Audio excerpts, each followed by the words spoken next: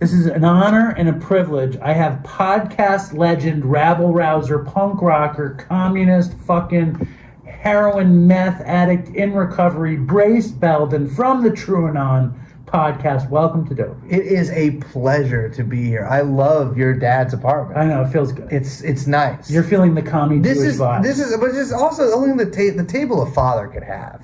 This kind of table. The funniest thing about the table is that this area used to be my sister's room. There was a wall here and a door. See it. Yeah. And when they bought this table, they thought they were on the cusp of the newest and new. Yeah, This is 1990. This is like the new sort of like technology they had to like a patterning. Yeah, right. Feel that it's like snake skin, nice. Right? Yeah. Okay, hold on. Bad boy Brace Belden, piss pig granddad, piss pig grandma, President Chaos, Mr. Boyles, Racial Jake, Mr. Fireworks, the Gourmand, Coindexter, the Dark Cowboy, the Special Ed Agent, Bubonic Brace, Dry Hole Belden, and of course, Rashid Fawad. Wow. Where does this come from? I had never heard Special Ed Agent? I did go to special education, but I have had a lot of nicknames in my life, and there's actually, I guess, been a like silent war that I didn't realize had been resolved in this way on Wikipedia to add some of these in, and I'm glad at least Mr. Boyles got in. But Racial Jake is usually my nom de guerre. How? Why? Well, for me, that represents, like, I feel like I'm the only one who can heal the divide. Nice. And so I've taken on that. And that's like my alter ego for fixing America is Racial Jake. Racial Jake will go out and spread love and end enmity. Or hate. Whichever one will do the trick. I just want to end it. Yeah, I just want to make everyone happy. It's so funny because obviously Brace Belden and I have a lot in common. We're both drug addicts in recovery, Jewish podcasters. Both shirtless right now. Yes. There's a video there. Oh, however, you care about shit. Like, it seems like I don't know anything. Yeah. I don't care about much. I can't possibly. I don't know how to. Yeah, I get that. And you know so much stuff. That's not true. You do. I've listened to your show. The Truanon podcast is full of research and information. You know about stuff. Yeah, I know about some stuff. Well, you probably could. Do you go to college? I did. You did? But I didn't. You didn't pay attention. No, not too much. Yeah, because you started drugs in college. That's when you started being a fuck up. I got real bad in college. Do you ever think like I wish I learned more when I was younger? No. I feel really good. I feel really good. I'm always like, fuck, dude. I wish I like learned like about Plato when I was in. I like the idea of wishing that. Okay, yeah. I went to school in Manhattan. Yeah, like the best public school in Manhattan. Yeah, and everyone that I knew Plato. And Crime and Punishment and all. Yeah. I didn't know. I didn't understand anything. Me either. Nothing penetrated me. And now sometimes I wish I knew that stuff, but I also like this is about as good as it gets. When I was younger, I guess I used to be like, "Fuck, dude! I wish I like learned division." And now I'm like, well, I really guess it doesn't matter that I didn't learn that. Nothing really matters. We both have podcasts that people like, and we do well at them. Yeah, I read novels. When did you get into politics? I guess I don't know. It's hard to like nail it down because I've always been interested in politics, but it's like basically through history. Like I got really interested in history when I was young. And then I was like, well, why do things happen in history? Like, what is, like, the general arc of like, since civilization began, what has happened? And then through that, I kind of just, like, started reading about some philosophy that I agreed with, and then, went on from there. So, punk rock, communism, or drug use, which comes first? Punk came first, easily. San Francisco. When I was, like 12, I got really, or I think like 11 or 12. I was really into like Black Sabbath and like, Metallica and that kind of stuff. And because it was like songs I'd heard on the radio. And then I remember my family took a vacation to Vancouver, Canada. And that's where they shot 21 Jump Street. They did. Yes. They did. And well, I feel like they shoot most movies there. And my dad got me a Ramones CD, and then from there I got like into the Misfits, and so I got really into punk when I was like 12. And did punk open the door to communism and drug use? The politics didn't really have much to... I mean, punk is like, you know, it's like punk's politics are like basically the dumbest slogan you can think of, and then maybe some stuff about like animals, and then some weird... It's like they are hippies. Like, it's like they want like peace or whatever, but they just do it with like an image of a mushroom cloud. Right. And so the politics that I learned from punk were generally very stupid and like not like ill intentioned or anything like that, but like Just really dumbed down. Just dumb, you know what I mean? It's punks. It's stupid. You're drinking a beer. What about crass? Crass. I didn't really like. I thought they were too arty. They were very political. They were very, and I think they were very like lefty commie. They were like a little more anarchist, and Right. so like, and Yeah, they, okay, yeah. I like when you draw the line. I'm not an anarchist. Not at all. No, not at all. Did you? I mean, my mother's father was a communist. Yeah. These buildings were socialist born. Yeah. Where did communism enter your psychological makeup? I guess when I was like a late teenager, I was like, I just started, I don't know when exactly, but I just like read, it was some book about some newspaper strike in like the early 20th century. And through that, I think I ended up reading like the like Lenin, I think was the first one I read, and then through that Marx and all that other kind of shit. Why communism over socialism? Because I think that's a complicated question, but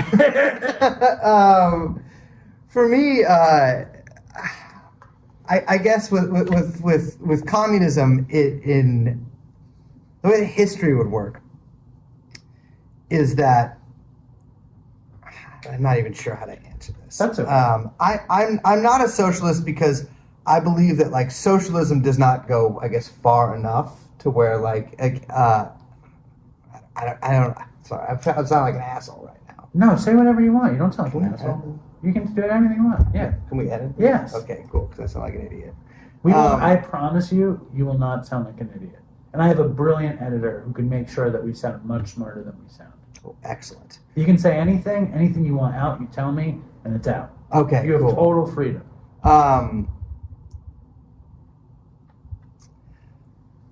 I guess I'm a communist because I believe that that socialism would naturally progress towards communism unless it was, I don't know, naturally progress, but it would progress towards communism unless forces within. No, that sounds like a fucking idiot anyways. I'm sorry. I took like trazodone last night to sleep, and so Oh, don't give yourself a hard time. Okay. It's not a big deal. My question is, though, could a podcast exist in a communist society that makes money? No, hopefully not. Right. So you wouldn't you'd sacrifice that. Absolutely, I would. Because the society would be better. Yes, yeah. That's not necessarily true. I mean, we don't know what a communist society would look like, right? We know what communist society have attempted. Yeah, we know what like lower stage communist, socialist societies have attempted, but like the Soviet Union wasn't a communist country or whatever. China has never been a communist country. They never pulled it off. They never pulled it off. Even they wouldn't say they pulled it off. They pulled off lower stage socialism, where like you have a very strong central government that controls most aspects of the economy.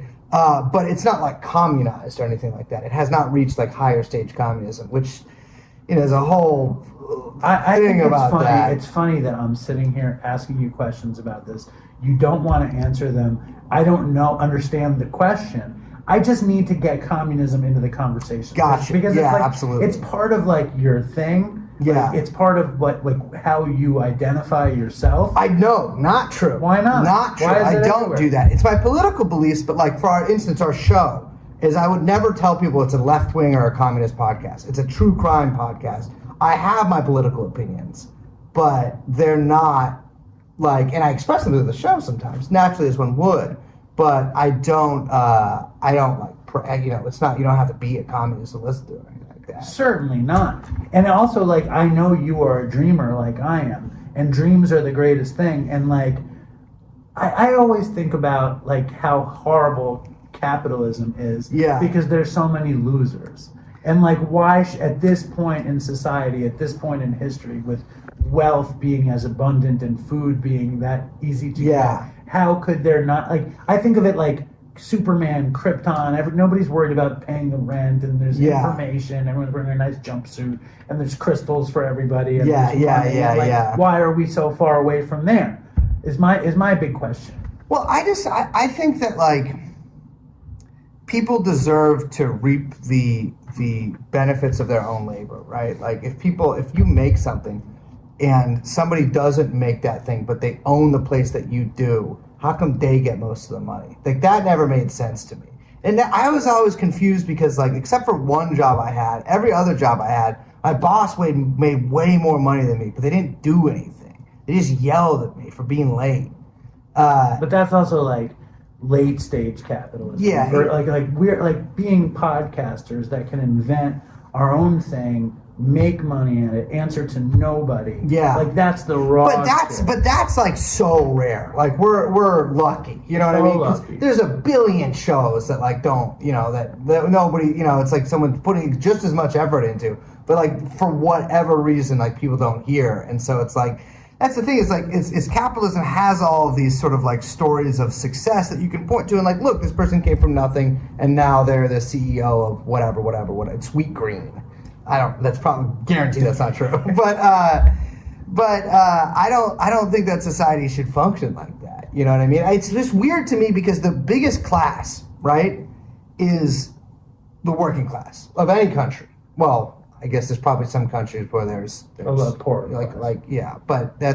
I would say of any country, the working class is the absolute vast majority. Some countries there's also a lot of peasantry or whatever, farmers. Right.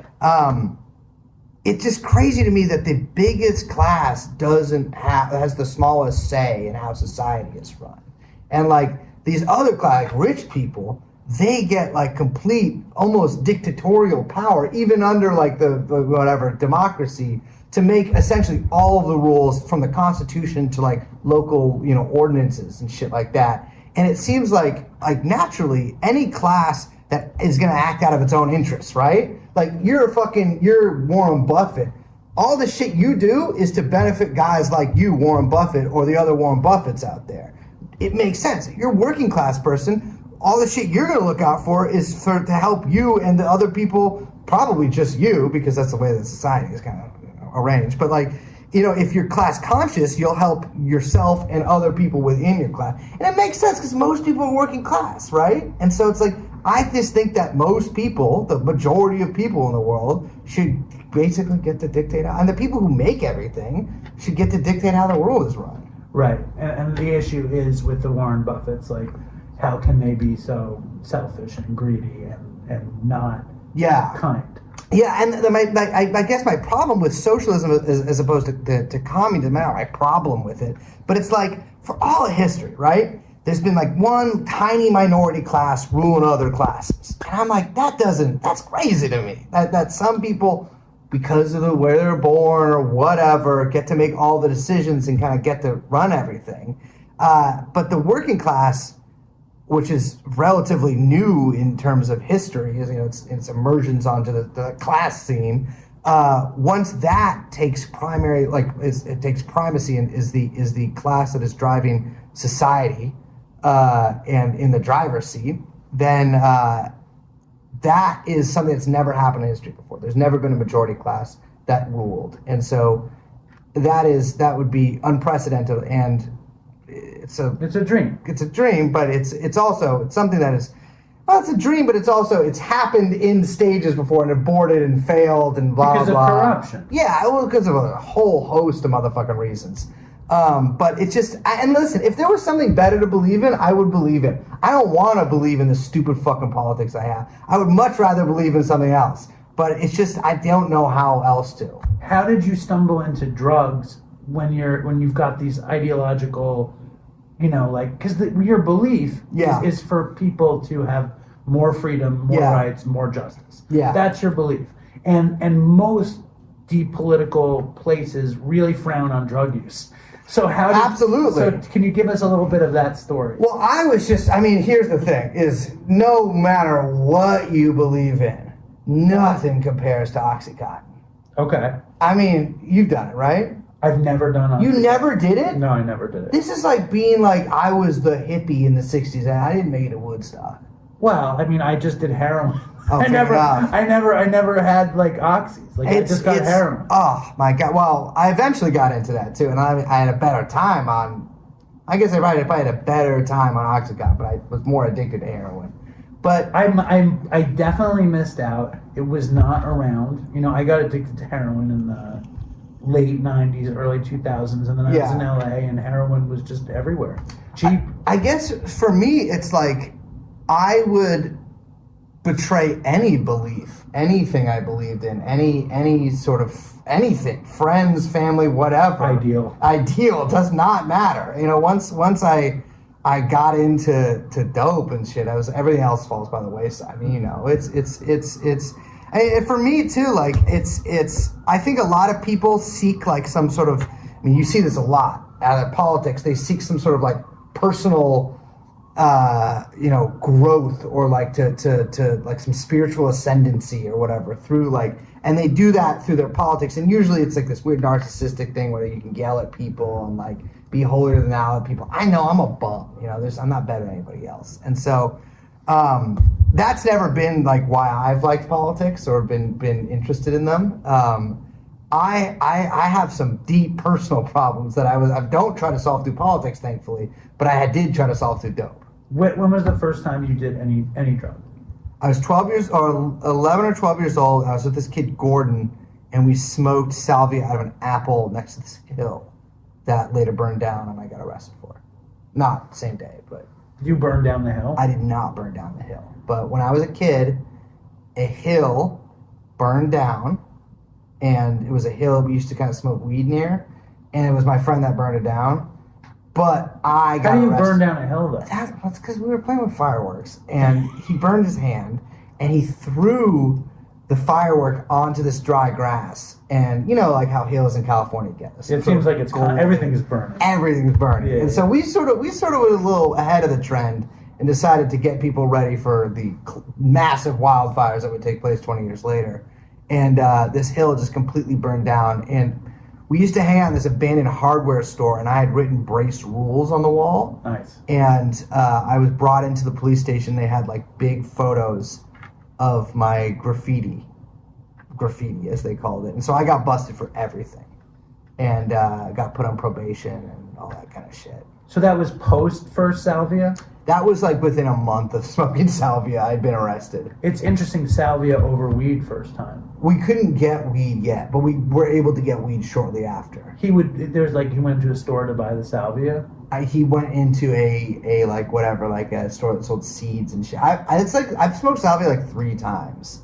Is salvia synthetic weed? No, it's like a seed or something, and it makes you. Have you ever smoked it? I don't know. It sucks, dude. It's like weed's DMT. It makes you like see ants everywhere and like. But it's a real plant. It's a real plant, yeah. Like it's like some kind of plant. You can plant it. I don't know what it looks like when it's grown up, but I've only seen it in its germinal state.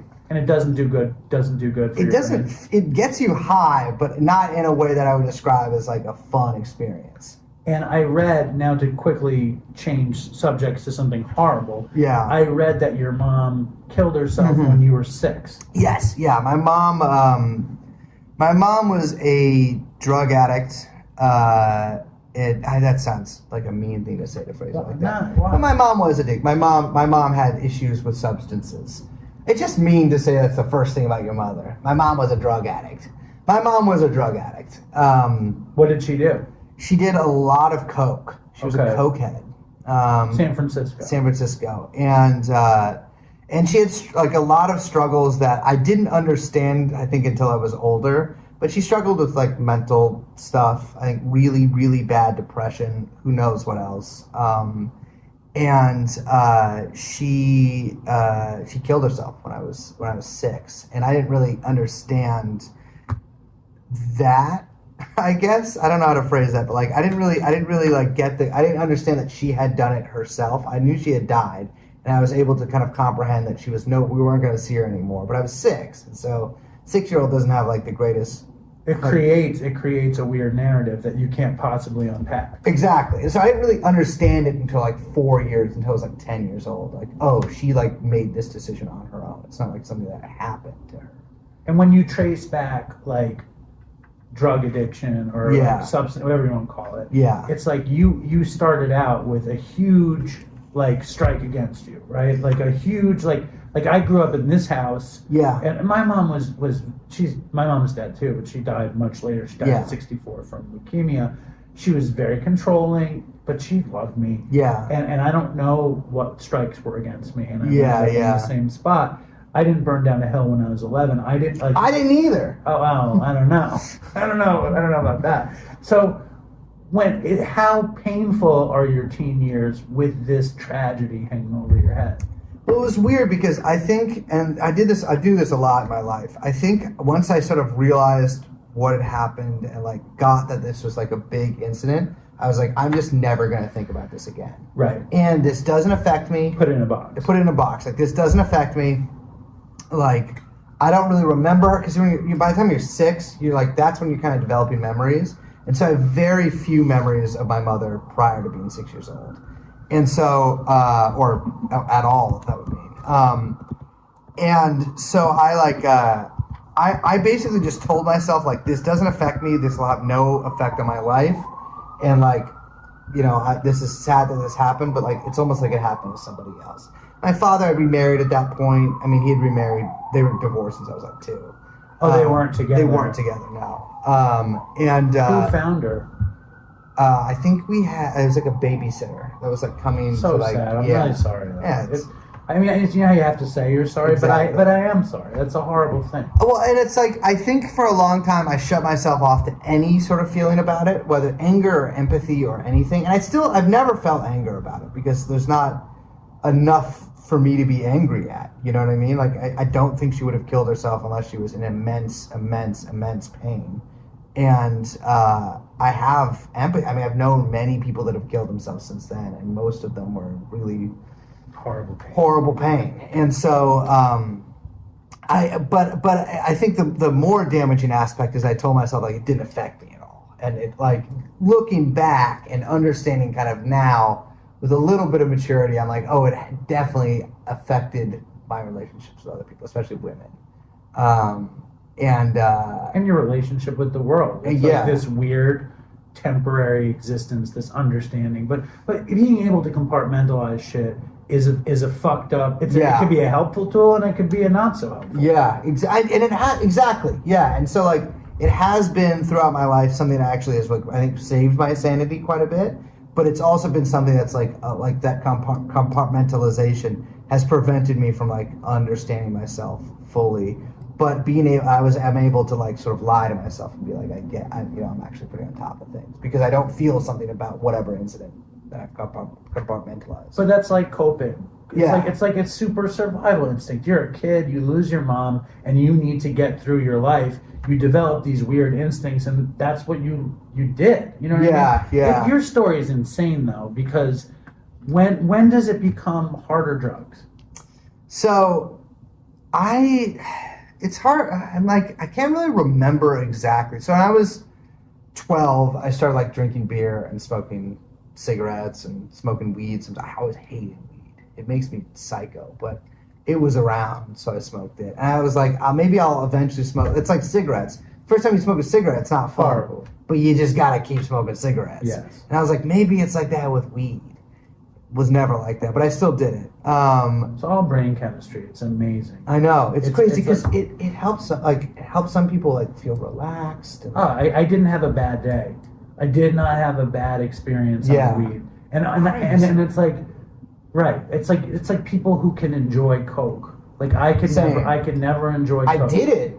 I did all too, the time, but I could never had a good time. And you didn't like benzos. I hated benzos. And I loved them. I didn't love meth. Meth made me very uncomfortable. I didn't love meth either, but it felt good to do it. And it felt good to do meth. It didn't feel good to be on meth. Okay. So so talk about like as much as you can, because I have the same memory shit that you do. Yeah. And we can. You don't need to tell anybody. You just put it together as best you can, and that'll be real. So I was drinking and smoking weed and smoking cigarettes, but intermittently, because when you're 12, it's hard to get that shit. You know, you'd steal it from people's parents. We knew some older kids who would, still not 21, but you could shoulder tap easier as a 16-year-old than as a 12-year-old. What's shoulder tap? That's like, they call it different things, different places, but it's like you hang out in front of the gas station. Like, hey man, could you get me a... They call it like, hey mister, some places. They call it some, it's, nice. But you basically just like, you're like, hey, can you give me a beer? And which is crazy because I used to do that all the time as a kid. I've never had that happen to me as an adult. Not once. That is very interesting. Because I would buy it for them. What does it mean? Would you at this point? I would buy it if a 15-year-old was like, hey man, can you get me a fucking, they don't really have them A40s anymore. But it's like, hey, can you probably, it depends on what he asks for. Can you get me a White Claw, please? If it was a White Claw, I'd be like, can you get me a mango White Claw? Not gonna happen, my brother. Can you get me a flask of Tito's? We drank, I remember the first beer I drank was a Mickey's hand grenade. Walking to this punk club, well not punk club, it was like a rock club called The Pound in Hunters Point in San Francisco. And I was like, this is incredible. This bottle shaped like a hand grenade. It tastes, it's definitely different than other things I've drank in my life, but like, I like the way it made me feel. And I was like, this is so sick. I should just do this all the time. I should drink all the time. But I couldn't because I was 12. I got sent away when I was like 13. So you're like a real alcoholic. What do you have? I mean, come on. You like drinking. Yes, but I don't. You don't like to be called a real alcoholic. It's funny because I don't really think, I'm like, yeah, I'm an alcoholic. But I love heroin. Yeah, me too. I mean, it's like, if you give me a chance, you could do consequence-free, actually that's not true, but I would choose heroin or dope, anything over alcohol, basically under any circumstance.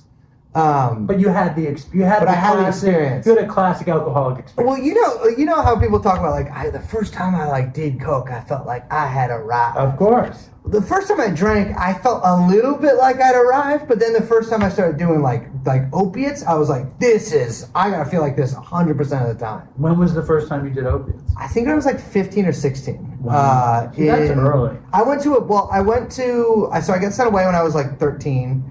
And then when I got back, I was like not allowed to go back to the regular high school, so they sent me to the continuation high school, which is like, I don't know if they have, I think they have them other places, but like it's like a public school, but like for fuck ups. For fuck ups. So here it's called City As. Yeah. It's like when you're a fucked up punk rock. Yeah. These fucked up arty, usually pretty cool kids that can't hack it, they go to City As. Well, so they sent the arty kids that were like kind of smart to this other like continuation school, but they sent like the stupid bad kids to the one I went to. What was it called? San Andreas, and you could smoke cigarettes there. That was like kind of what it was famous for. In the classes? Not in the classes, but you could like walk out of class and smoke it. So there was ashtrays at school. That was okay. They ended that while I was there, but yeah. Was there like trade school and stuff? No, there was no homework.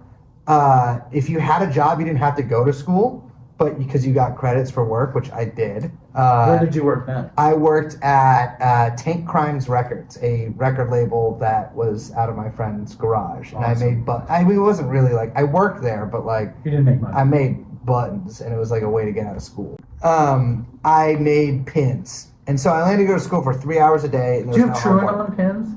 No. We should make them. We should make them. Definitely. Yeah. Wait, do we? No. I don't think we do. I'd like a Truanon. Yeah. And I bet you the crowd...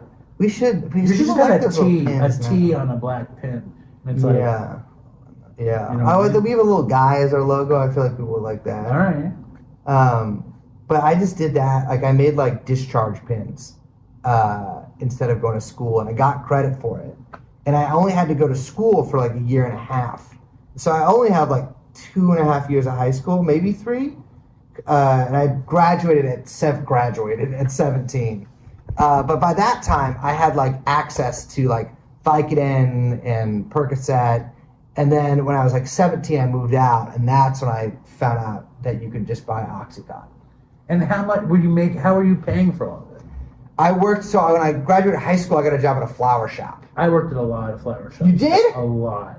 No shit. A lot. Me too. A lot. Everyone always is like, that's weird you worked at flower shop. It's not weird. Maybe it is weird, but we're probably similar kinds of weird. Oh, I was horrible at it. I did it for so long. I worked at 3 different ones. I'm one of the worst florists in America. I think I worked at 3 or 4. I worked in every time I would get into recovery, like halfway rehab shit, I would show up at the flower shop. Yeah. And there was always these ladies that smoked Virginia Slims. Yeah. And all the foam. Everyone smoking cigarettes at flower shops. It's great. I never worked in a flower shop. Did you smoke cigarettes? Oh yeah, I still do, but now I vape also because you can do it inside. It's winter, you know.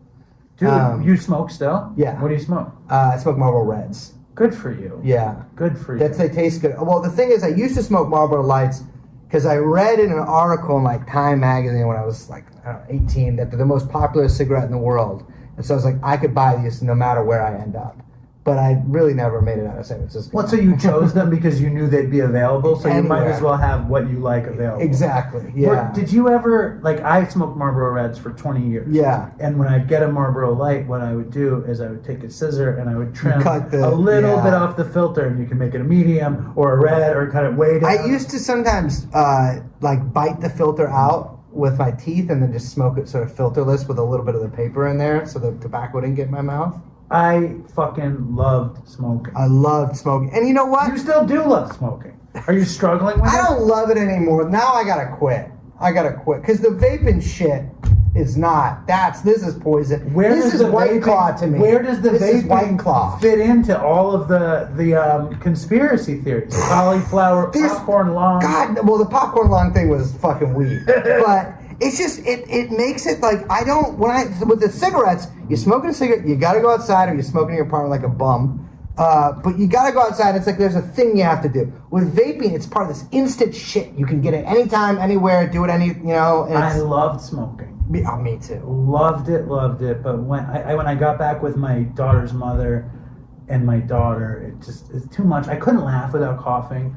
I couldn't laugh without coughing. Yeah. That was the thing. I waited tables and I would smoke between every customer. Oh God, yeah. Which I really loved. It was my time. That's the other thing is it work now that I work for myself. Like now that like the other thing about cigarettes is it's like being disabled. Like if you like work at a place, they're like, oh, he's got to go smoke. Right. You know what I mean? Or he'll get angry. Right. He'll get agitated. Well, it's also like, what's wrong with him? Yeah. But you work for yourself. You can smoke. I can smoke. That might make it harder to quit. Even so, yeah. It's just also, they also told me when I first got sober, like, don't quit smoking. And that's not really a rule or anything. That's probably the guy that smoked a lot of cigarettes came up with that. No, it's hard. It's very hard to quit everything and then quit smoking. Well, it's been a while. I know. And so I just... You have more. Yeah. I think you have more time than I do. How long do you have? I got sober. I got sober in 2015. Oh yeah, 2014. Yeah. So but you don't have children. No. I have children. Yeah. So I can't smoke. I'm not saying defending smoking. No, I'm defending you smoking a little bit, and I'm also enjoying the euphoric recall of the flower shop, smoking in the flower shop, so the butts burning in the ashtray. I worked at a flower stand. It's still around, Brothers Papadopoulos, 19th and Quintana, San Francisco. Great flowers. $7.99 a dozen roses. Great deal. But I worked there for a long time. Still $7.99? Still $7.99. That's a fine deal. My old boss texted me, asked me to work Valentine's Day a few days ago. In San Francisco? I don't think he knows I moved to New York. It's clearly not. I still worked there up until like 4 years ago, intermittently. Like very rarely, but still sometimes. Like on holidays and shit like that. But I was so bad at it, but it was like a job that my friends worked at. And like, it wasn't very busy, so I just like smoked cigarettes and drank coffee and like, hung out with people. And That's great. Yeah. Were you good with the flowers' names? I was not. Me neither. Me too. I thought I'd be an expert. No, I didn't retain anything. And now, and especially, and I'm sure if you start, you speak to women when you work at a flower shop, they think, oh, this guy's gonna know so much about flowers, and I don't know anything about flowers. I'm the same way, and I thought I would. Yeah. I thought I'd pick something up. Like, somehow I'd get it, but no. I know what an iris is. I know what an iris is. I know what a Gerber daisy is. Me too. A rose. Yep. A daisy. I know hydrangea because they're where I live. And I like hydrangeas. Beautiful. A lot of people don't. People always say they're old lady flowers. Guess what? I like old ladies. Hydrangeas are beautiful. They're beautiful. And the bushes, they're like clouds. Exactly. How did you pay for your opiates? So I don't by wanna get this caught- I point, don't no, wanna lose you. absolutely. So at this point, I'm 18. I'm getting paid under the table. I don't know, whatever minimum wage was in San Francisco, but under the table. So kind of more than minimum wage because I wasn't paying taxes. And I wasn't that deep into it. I mean, at 18 years old, I was like just drinking a lot and then like doing pills sometimes. And then I moved into this apartment temporarily. I don't know why, but like I kind of got kicked out of my apartment. Not because I did something. My roommate was a really bad alcoholic and much older than me, and she and I just did not get along. She kicked me out. For what? For being too young to live there. I think she felt weird that I wasn't 21, but I was drinking all the time. How old was she? She was like 30-something, I think. And you're playing in a band? I'm playing in a band. Yeah. Oh, yeah. I played in a band this whole time. I was playing in a hardcore like punk band. Was that War? War Crime. War Crime. With a K. And the just so Dopey Nation understands this, War Crime was a punk band that believed that war was the answer. Well, that was like The shtick. As I'm sure many people understand, sometimes when you're young, you feel that you want to get attention, and you realize the easiest way to get attention is through negative attention. It's a great gimmick. Well, and we were also like, listen, we're not that good at our instruments. So if we have a gimmick, and our whole thing was like suicidal tendencies at one point, they had to like disown their fans because they were too rowdy and violent and meat-headed. And we're like, we want to have to at some point disown the people that like our band.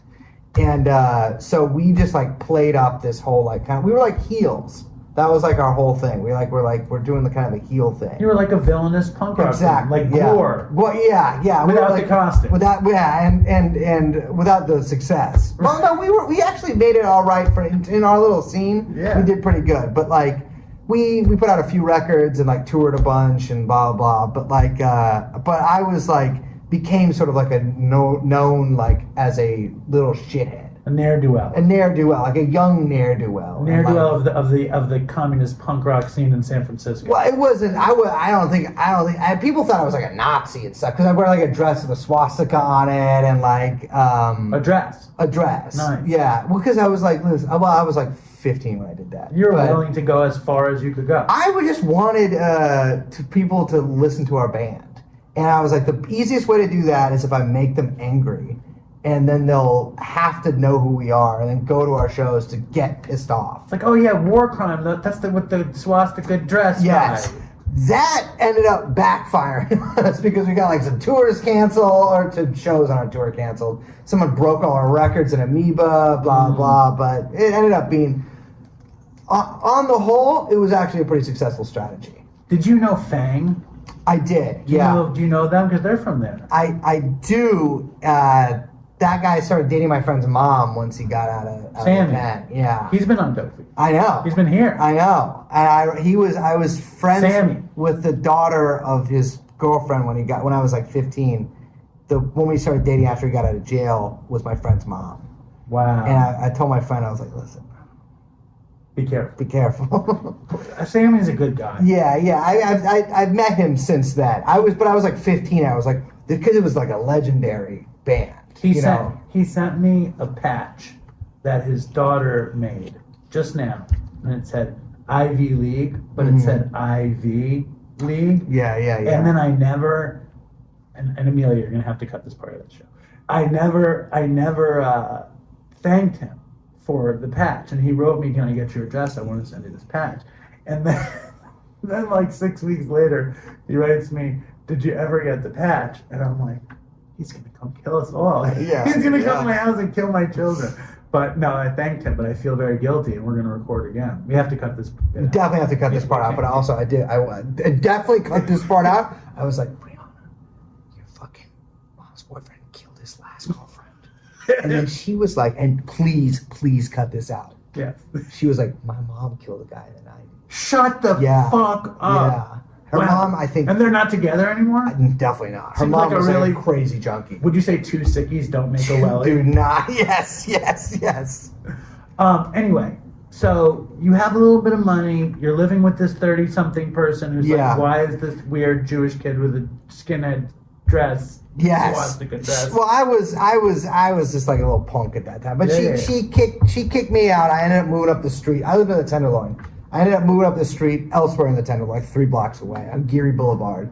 No, on O'Farrell. And no, on Geary. And at that point, I lived with this guy who's like a little garage rock guy, and he turned me on to this Oxycontin stuff. And he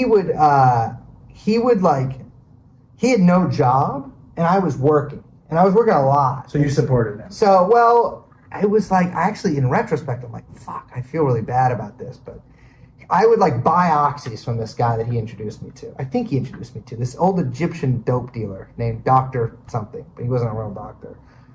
He was like 65-year-old Egyptian guy. I wish I could hear his name. What is his name? It's Z, just Z. I mean, that's not Dr. really Z? Dr. Z, yeah. Nice. We go to Dr. Z, and I would buy oxys, and at that point they were pretty cheap. It was before the price really went up on them. And I would like buy a couple of Oxycontin 80s, and he would do stuff like he'd have like a couple of Soft Boys records, records that are worth some money, and he'd be like First Press or whatever of them, and he would like trade me these records, and I'd give him an oxy. And then eventually I was like, I need all these oxy. Like, you gotta deal with your own shit. And But you had all those records. You started selling the records. eventually I sold the records. But at this point I was still working consistently. And so at that point I was like 18. I was living in an apartment with this guy, and I was drinking a lot. I was going to shows as much as I could, going to the bar every night, and I was doing pills. And I had a little portable DVD player. It's like 2007, 2008. I had a little portable DVD player, and I would go to Gramophone Video, the last video store in San Francisco, where this guy from this band, The Cuts, worked at, because he would CUTS, and he would give me a deal on my late fees, and I would rent DVDs, and I would take Oxycontin, I would lay in my little fucking shitty Wait, bed. what was the deal? He would like help me out with the late fees. It was him and some other guy I knew worked there too, because I would always be like a couple days late on that shit, and I would go. I would go to the library a lot. I would rent DVDs, and I was like kind of my little vacation away from everything, because I was doing a lot of coke and I was drinking a lot. But I was like, fuck, I really like this oxy stuff, but it makes me kind of antisocial and like okay with just being by myself at home. And so like I don't really like that, but like I like the way that I feel on these a lot. Like I feel like I should feel. And watching movies on opiates in that period, it's like the greatest thing. Because you're in that movie. You're like, it might as well be your life. Every movie's the greatest movie you've ever seen. And I don't watch movies on my own, really. I don't watch a lot of. Didn't grow up watching TV. Never really liked movies. And I mean, I grew up watching like Saturday morning cartoons, but I never really got into TV. And this made it so like I'm like cool, just like hanging out in my bed watching something. It's like how weed makes some people feel. I was like, I can just like kind of chill here and like eat a burrito and like watch a fucking, an old movie. Opiates and weed made me feel like that. Yeah, 100%. What I want to know about you and Dr. Z. What was that relationship like? Well, he lived on a place. What was it? I guess he lived on Eddy Street, and I think it was Eddy, elsewhere in the Tenderloin. And he lived in this SRO, like a single room occupancy hotel. And like the 6th floor, and of course no elevator, and the place always stunk. SROs stink. Oh yeah. They always smell like weird wet bread. It smells like 1978. Yes. And I would go up there, and he lived in this tiny little room, and there was always, I just remember it was like so much like fake velvet shit around. It was always really dark in there, no matter how bright it was outside. And he'd be in there, and there'd always be some like some junkie girl, like really like desiccated 50-year-old junkie woman sitting on the bed, nodding or smoking cigarettes. And he would always be like blitzed out of his mind. I don't think he was on, he was on opiates, but he was like on something. He was probably tweaking too. And he had this crazy, kind of looked like Gollum. Like he was short, he had this kind of like thinning hair and this massive paunch, but the rest of him was very skinny. And he'd wear these wife beaters and smoke a cigarette, and he would he was just constantly chain smoke. And he would sell you pills, but he would do that thing where he'd try to hang out with you too. So sometimes you'd like have to watch like something with him, or like listen to a song, or like. Did you like any aspect of hanging out with Dr. Z? I cannot say that I did, but it was always something crazy always happened. I remember at one point he was shooting pigeons out of his window With a gun? with the air rifle or whatever, like not like a BB gun, but something with more like pressure, like a pellet gun, or something, because it was killing the pigeons, and he went to jail for that. He was always in and out of jail, and my friend once saw him stab a woman with a samurai sword, but I wasn't there for that. That's crazy. What did your dad do? My dad was a TV news writer my whole life. So he worked actually very close to where I lived. He worked on Van Ness at just like local TV stations. He did all right, though. He did all right, yeah. I mean, I grew up here. Like, both my parents were teachers. Yeah. You know, like, whatever. Like, we total, middle class, fantasy, whatever. And I had a guy like that. And I just remember, like, feeling like I had stumbled into a world that was not my world. But I was really kind of excited to be there, but also kind of disgusted. Like, I liked it. I liked that it was something that was totally alien to me. Well, the thing is, and I think a lot of people, I thought it was just me that did this, but then going to like recovery stuff and rehab, I realized that a lot of people do this. I always would be like, if something really fucked up was happening, I would always sort of like, not disassociate, but like go out of body and be like, this is happening to like somebody, I'm like kind of observing this happen. And so, like, no matter what bad situation I put myself in, is like, I could be like, this is like an interesting thing that I'm observing, right, and right. I could take this like, this really detached view from it as a way to cope with it, as a way to compartmentalize it. I ended up in a lot of weird, bad situations. Not really with Dr. Z. I mean, he was just like one of several kind of colorful dope dealers that I had, and my first one. But I would always kind of just be like, well, this is an interesting thing to like observe. What do you think? What are you thinking of when you even say that? Just like him, just like staring at me in the eyes and like rambling for like 10 minutes while I have like a bag of pills in my pocket and be like, I need to get out of here. I need to get out of here. I need to get out of here and do these. And then later, just like I got in some really weird situations when I was like a junkie, like shooting dope. How far away from Oxy? How much were Oxy 80s from Dr. Z? I can't really. I was actually thinking about this the other day. I have my old journal here, but I don't talk. I was like, I was afraid of someone finding it and finding out that I was doing a lot of pills, and so I only really talk about it like after like a year. How many journals do you have? I have a lot. I've kept a journal my whole life. You still do? Yeah, I still do. Amazing. Yeah, and so most of this is just about drinking, but like. You got an excerpt from a period you'd like to share? I mean, a lot of it. I mean, the thing is, some of it's just like personal about friends and stuff. This is just, I just flipped to a random page. Saturday, June 13th, 2009. Woke up at 5 in the morning and puked. Last night was bizarre. And then there's a bunch of shit. This one just says huge pencil again. This thing is massive. It's a giant pencil. Hit him in the head. Headbutt. Bob Dylan. Need him in the groin. That was about a fight I got in. Also written with a big pencil, so it's about half the page. Did you get into a fight over Bob Dylan? No, hopefully not. I would never. I probably listen to Bob Dylan a lot. I feel awful. Chest, stomach feels like something's really wrong. I got to get it together. Tell us about the transition between Oxy 80s and Horrible Junkie. So, Oxy 80s were relatively cheap at that time. And then they changed the formula to make it so you couldn't shoot them, which I didn't shoot them. I just snorted them or bit them. And so Oxycontin shot up in price. You could really only get oxycodone, like the like hard pills, which are very time release ones, exactly. So you couldn't get that sort of euphoric whatever rush from snorting it. And then eventually they shot up in price so much. It's so stereotypical, but just like everybody else, I was like, oh, wait, I can do heroin and it's like $10 to get high?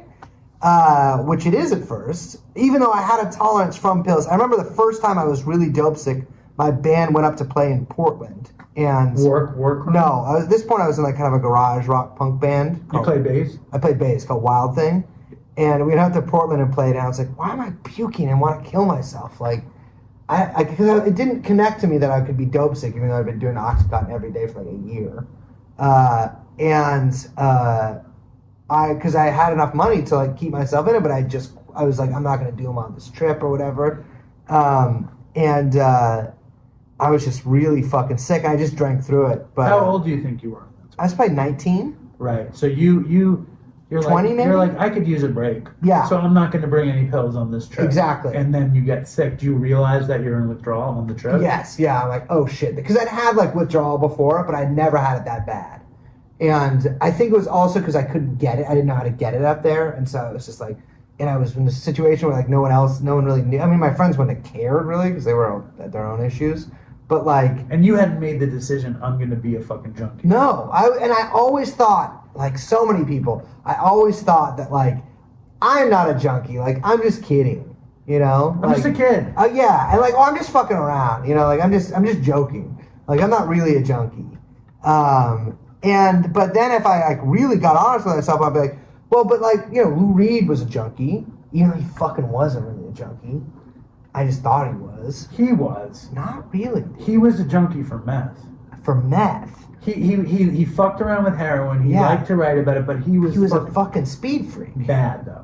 I know, but still, I was a speed freak. You're very too. Disappointed with I him. was just like, what the fuck? It's a little disappointing. Because I was doing heroin thinking I was going to be Lou Reed. It's a little disappointing. And I've done more, I guarantee you I've done more heroin than Lou Reed ever did. You think so? Absolutely That's I an did. amazing claim. He didn't do that much heroin. But how could you really quantify the amount? You can easily, they have scales for it. You can so easily quantify the amount of heroin. That Lou Reed did? They sell it in points. I get you can quantify how much heroin he did, but how do you quantify how much heroin Lou Reed did? I can just tell by looking at him. You don't think he did that He didn't much? do enough. Not enough. Maybe he did enough. And he said, I've done.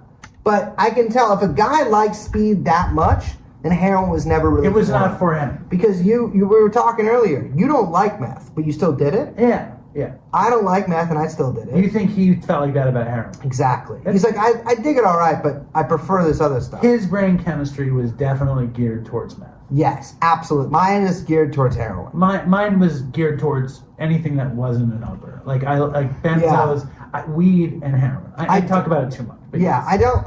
Yeah, for me it was always just like heroin is the greatest thing in the world. It's amazing. I really like benzos with heroin because that's a good way to die. It dumbed me down even more. I yeah. needed serious dumbing down. I didn't need it. I don't mean that I was smart. I just felt so good. Yeah. The dumber I was. Yeah. It's just like less intrusive thoughts. I remember the first time I did heroin was actually in that apartment I lived in. I was writing an article for Maximum Rock and Roll. It was for their health issue. Nice. And I was going to do every drug as much as possible in 1 week and then write about the effects of my body. That's awesome. Well, I didn't write about the effects of my body, but I did do every drug as much as possible. What did you do? Everything except I couldn't get DMT or PCP. I did everything else. But I spent a week as fucked up as possible. You did mushrooms, acid, heroin, ecstasy. meth, coke, crack. Poppers, weed. Poppers? Oh yeah, I was always doing poppers. What did they look like? They're like little. They kind of look like those 5-hour energy drinks. They're like little bottles. And you drink them, or you shoot them through your nose? No, do not drink poppers. How do you open them? You open it, just screw it off, and then you huff it. Sometimes you can put it in a rag and huff the rag, but you don't want to put it on your skin because it'll burn you. What is it? What is it? It's for gay dudes. Yeah. I don't really get. To be for real. I don't really get how they use them. Because I know it's supposed to open your butthole up to make it easier to have anal sex. Yes. But I'd always be like, is my ass feel different? Are they? No, they're sniffing them and then their butt opens. Because I remember reading about that in the basketball diaries when I was like 15. Yeah. He's doing poppers the first time he's getting his ass fucked. Yes. And I was like, but I got into them because my buddy Scott. He liked fucking your ass? No, but he was, he liked fucking ass, and he had all these vintage poppers. They gave me a bottle kind of as a gift, and I did it, and I was like, oh, this is incredible. How does it make you feel? It doesn't make you feel that good. It just kind of makes you feel, it's kind of like, I would say it's in the realm of the Whippet, but different. Because Whippet is like nitrous. Yeah, it's not as like totally disassociative as Whippet. Is a popper the amyl nitrate? Amyl nitrate, yeah. Nitrate. So it's probably in the same family. Maybe like sniffing glue or something? The night family. The night family, yeah. Maybe it's like sniffing, but all my friends, San Francisco Bay Area, all of us just did every show, everyone was doing poppers all the time. I didn't even realize it was a gay thing that much. I thought it was just a thing to get high with. Well, here meth is just a gay thing. Well, everywhere it is. But not when I was in LA. Meth was everywhere. Same, and it wasn't gay meth. Well, in New York City, they don't have tweakers like we have tweakers on the West Coast. Exactly. They have crackheads. They have crackheads, but not even the same way. It's not even the same way. I wonder why that is. It's too cold. But why? I don't know. I don't know either. It's because they arrested all of them like early 2000s. It's really. I really would like to know why there's only tweakers in the West Coast. Do you think it's a weather thing? I kind of think it's a weather thing. It must suck, dude. Imagine being on meth and it's snowing. That's horrible. Horrible. But on meth and you're like on the sunny, endless plains of Los Angeles with just like a dim haze over everything. You don't have to worry about anything. Yeah, exactly. It's not going to rain. Not going to rain. You'll be all right. And there's endless sidewalks to walk down and nobody else on them. Right. You can go fucking crazy and no one's going to go near you. Exactly. Here, everybody's everywhere. Too close. Yeah. It's too close. All right, so let's the tweaker needs to run free on the plains. I'm with you. Let's get back to things are just starting to get bad. Things are starting that week, Maximum Rock and Roll. So, How did you write for Maximum Rock and Roll? I wrote for them since I was like 17. I wrote like a monthly column. Do they still exist? No. Tragic story, but it got closed down 4 years ago maybe because of some crazy drama. But at that point I wasn't writing for them anymore. But it was a big part of my life. I hung out at their office a lot. You know, I'm very grateful for that experience. But with the drug thing, I was the first time I did heroin. And I remember I went to my friend's apartment. He was shooting it. He shot it. You smoked the tar? I smoked it, I guess. Yeah, I smoked it off a foil, I would assume. Or you can snort the liquid, too. So I might have done that, but I feel like I would have smoked it in that situation. And I was like, oh, this is so much cheaper and so much better. And I can just buy it in the Tenderloin. You can just buy it on the street. Like people, you just walk by it cheap. And cheap, people would just like, cheap it. And you're like, all right, yeah, here you go. And so I started doing that. And I was just like, well, I'm just going to snort it. Then eventually became, I'm just going to smoke it.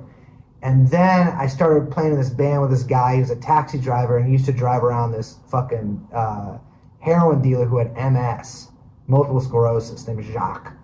And Jacques, I would go in the cab, and we'd kind of all drive around together, and he would, Jacques would sell dope to people. Like, he'd make house calls to people and sell. He had really good heroin. Nice. And through that, I started doing it all the time, and it just became my life. Like, that was just the only thing I ever thought about, the only thing I ever did. Do you remember crossing the line in that? I don't remember a specific... I remember the first time I shot it, and that was the first time it felt like I was really crossing a line. Who were you with? I was with this kid. I think his name was, Travis or Trevor or something. He was kind of like a running partner I had for a second. A dude I met, it was just like another little skinny white kid who was buying dope. And he lived in the Tenderloin too, and he was shooting, and I was afraid to hit because I was like, I'm gonna fuck this up. And he hit me up and kind of taught me how to do it, and I was like, oh, this is like different. This is like I'm not playing at this. This is a whole thing. Even though I had been straight up addicted to heroin at that point for like a year and a half, a year. But it was like at this, I was like, now this is like, there's no like cope you can do with that. You are shooting heroin. And like junkies are such good fucking liars, no matter what. Even if you're a moron in every aspect of your life, if you're a junkie, you can lie to yourself with the like ability of a god. It's amazing how much you can lie to yourself. Amazing. It's like a whole other thing. But it's really hard to come up with a lie that gets around the fact that you are injecting heroin into your arm. Being so into music and the music scene and the music culture, how much is being an IV heroin addict in your punk rock career, in your Maximum Rock and Roll career, in the mythology of the culture? That's the thing, is like, you know, growing up in the 2000s as somebody who liked punk, what you're doing is like almost like play acting a little bit on some level of what you think punk should be. I mean, you're like that naturally because you're drawn to it or whatever, but like you are like retreading always like ground that has been tread before, almost always. Well, but like what isn't? Exactly, what isn't? No, I'm not saying even if you're like a pioneer DJ in the jungle dubstep movement, like something that seems like the newest thing, you're still doing that. Yeah, that's true. Well, I mean, where everybody's retreading the ground of a scene. You know what I mean? There's been scenes for hundreds of years. It's just like trying to be not yourself. Trying to speak a language that is of this scene so that you can be less alone and you can feel accepted. Yeah, but like as a teenager, like as like a 15 or 16-year-old or whatever, I was like trying to be like these guys who were like young adults in the 1970s. Like that was like what I looked up to. Well, but but the tradition of punk rock in San Francisco, you had Green Day. Well, but that was like, we were like, fuck that shit. Fine, but they proved that they could be important and successful. I'm not saying like they were a level of excellence. Like, I mean, like, I'm not my punk rock world is probably The Clash. That's probably like, I mean, that's basically the beginning and end for me. But that doesn't mean anything. You know what I mean? Like, I respect Green Day that they pulled it off. Well, the thing is, though, San Francisco punk, which we were really into, like San Francisco punk for the 70s and 80s, really junky punk. Right. The biggest, like, my favorite band when I was 15 was this band Sick Pleasure. Put out 1 7-inch in fucking like 1979. And you love the obscurity. But also they were like complete junkies. Like, and then like the guy was still around and he was still a junkie. Which is insane. I think he's still around. He probably is. I don't know. Actually, I don't know. I want to talk to the other guy. I'm sure. But the band, I was like, these guys are the fucking coolest guys. The real shit. And they're all fucking junkies. And I guess I always had that in my head. I'm like, all these bands I like were junkies and they still made fucking great music. Our records were all right, but I was never a very good musician. But I was just like, this is kind of okay for me to do because I'm into punk. But I also knew that it wasn't okay for me to do because I didn't want to tell anybody. And I didn't want anybody to know the extent of which I was doing. Because nobody you played with was using like you did. I knew people that were, but none of the people in my bands were. One of the guys is a pretty bad alcoholic, and I knew a lot of really bad alcoholics. And I had friends when I was like 17 or 18. My friend Sam overdosed and died. 18, I think. Sam overdosed and died, and I fucking did heroin at his funeral, like in private, by myself. It would be hard if you did it in public. But and so like I knew he had been fucking around with that shit too, because I think we had done it together a couple of times, but not really. And I knew other people I knew, like I suspected that they were kind of into it too, but it was really like a private thing that I would do. Because it was the dirty secret that a bunch of people in the scene shared, exactly, but didn't share together. Yes, and like eventually, sort of a loose group of us found each other, but I was always like mistrustful of everybody. Well, that's how junkies are. You set up the little junkie co-op, and you don't trust anybody.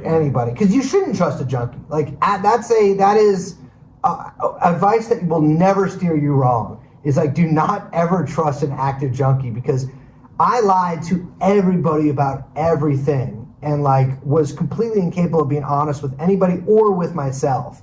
Because like even with like after using heroin for months and months and months and months and months intravenously, I was still like, I'm not a junkie. Like I'm just fucking around or whatever. And every day I was never a chipper or whatever. Like at first when I did Oxy, but like Oxycontin sometimes I like chipped and like did on the weekends or whatever. But once I got into heroin, I was like, I need to do this, 4 or 5 times a day. And that's what I did. No, I had the same exact experience with it, and it was because I refused to ever feel uncomfortable, and I refused to get sick. Yeah. Oh God. Yeah. I was like, and I would do anything to not be sick. And that's why you can't trust a junkie. That's why you can't trust a junkie, because imagine this. Imagine if someone's like, you're going to feel like you want to kill yourself, and also you have super flu, and you might shit yourself for an indeterminate amount of time, and then afterwards you feel really depressed. Or you feel as good as you've ever felt in the second you put it in. And all you have to do that is just maybe go into the other room and steal $20 out of that person's purse. Okay, so when does the Brace Belden crime wave begin? It began pretty soon after I started shooting heroin. Money is not going to the cash register at work. It is going straight into my pocket. In the flower shop? Or where were you at? At this point, I was working at a different flower shop in North Beach. I had been fired from the first flower shop because heroin fell out of my backpack. And my boss was like, you can't work here anymore. That's heroin. Then they rehired me, but then I moved in with this woman I was dating who did not know I was a junkie. And she lived like way across town. Hostage number one. Yes. And something that I still feel horrible about. And I started working at a different flower shop in North Beach, and there was no one else. I worked alone. And so there was no one to stop me from just being like, yeah, it's $60. Put the $60 in my pocket. And so I basically fed my addiction from stealing from that flower shop. And then I got fired from that. For stealing? For just not showing up to work. So man, you have this job that you can steal money to stay high, and you still can't show up. Because I was trying to score dope and I couldn't score it. Yeah. And I was just like, I can't go to work unless I can score dope. So like that is the primary thing that is always coming first, no matter what. For the most part in that situation, is it just on the street? No, I had a few dealers. One, Jacques, but then he eventually was hospitalized more and more because of his drug addiction. His multiple sclerosis. Oh yeah. But I would buy dope from him at the hospital, and then I had these two guys, Black and Monkey, and they're brothers, and they were very inconsistent, but they also had really. I can't remember what they used to call it. Gas? It wasn't gunpowder. They had gunpowder dope. And that was just like the better heroin. So you could buy it on the street in the Tenderloin, but you're going to get ripped off no matter what. Was it powder? No, it wasn't powder. So why do they call it that? God knows. It's like fire. Yeah, it's just it's like how they say that good weed is gas. Right. You know? I've never heard that. But It's kind of new. I'm old. Yeah. You don't want to say that. But it's but they so I really wanted the good dope because it went so much further, it had longer legs, but also it was just the dope you got in the Tenderloin is so hit or miss, and so and it's almost never really that good, but it's almost always pretty bad. The best thing is it's always there. It's always just there. That's the best. So and you can get it it's always there, and they would sell it to you in lower quantities too, because other guys only did you had to buy a G or a half G, and these guys would be like, you can give me $7 and I'll give you $7 worth of the worst heroin you've ever had in your life. It's like downtown LA. Yeah, exactly. Which the only place that someone's ever tried to rob me while I was buying dope was downtown LA. Was downtown LA, and that was insane. What was that? I was I was on a trip with my girlfriend. She didn't know, or she did? At this point, it was she knew I had a problem with substances, but she didn't know I was shooting heroin. And so I was on Suboxone. I bought Suboxone on the street. I was like, I'm going to clean up. And we went to LA together. And I was I made up that I was going to go hang out with my friend downtown. And you were. I was, yeah. I wanted to go meet a friend. See my friend. Make a new one. My best friend. I'm going to see my best friend downtown. And I was like, well, I'm just going to go to the place where there's a bunch of tents. And see, that was your mistake. Well, I didn't know. That's the cracklands. The hinterlands. And east. Yes. Scary. And a guy was I asked some lady she was nodding out, and I was like, where am I going? And then they did that. I don't know if they ever did this with you. She was like, show me your track marks. And I had to show her my roll up my sleeves and be like, look, I'm like you. I'm also a junkie. And she pointed me to this just street, and I went to the street, and then this guy went to this tent. Well, no, he tried to get me to go into a tent. I didn't go into the tent, but I sat down next to him, and then he just tried to steal my jacket. And I'm wearing this. It's like an army. It's like a jacket that's worth nothing. Right. And I'm staring at it with him. There's nothing in there. I only have $10 anyways. You can't. It's in my pocket. I mean, I didn't say it was in my pocket, but I was like, there's nothing. I don't have anything for you to steal. He's just grabbing your. LAPD fucking squad car rolls up onto the curb. They get out with guns, and they just are like, get the fuck out of here to me. And they just start arresting him. Going to town and pushing him against the wall. That'll teach you from stealing young communist Jewish people. Yeah. Leave this little white boy alone. Yeah, exactly. And I just ran. And then eventually I got some dope from somebody. But I was still on Suboxone. When did you get on Suboxone? I mean, I wasn't ever on Suboxone in the way that you're supposed to be on Suboxone. You would just score Suboxone. I would score Suboxone to be like, I'm gonna take a break. Take a break. Get my tolerance down. So at what point are you this is getting fucking out of control? At that point, I was like, this is out of control. I am not doing well. I've been fired. I actually got fired, I think, that week. I've been fired. I was starting to do meth. And How did meth get introduced? And were you living off your girlfriend? I was stealing from her.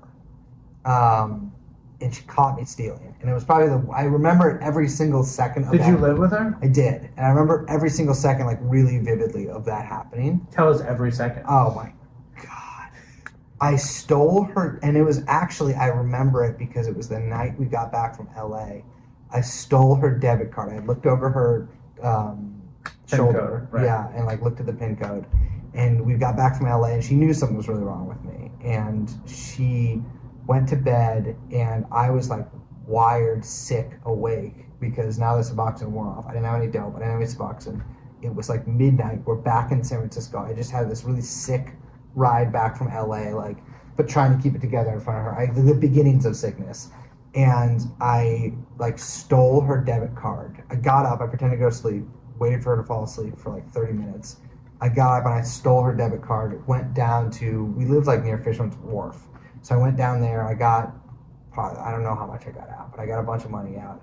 I fucking took, I think I had to take a cab to Oakland to score. And so, like, I spent most of the money on a cab ride, and I got, like, a G. And I remember getting back, and she was awake. And she didn't know that I had stolen her debit card, though, because she didn't seem to look in her purse. And I was just like, I was just taking a walk.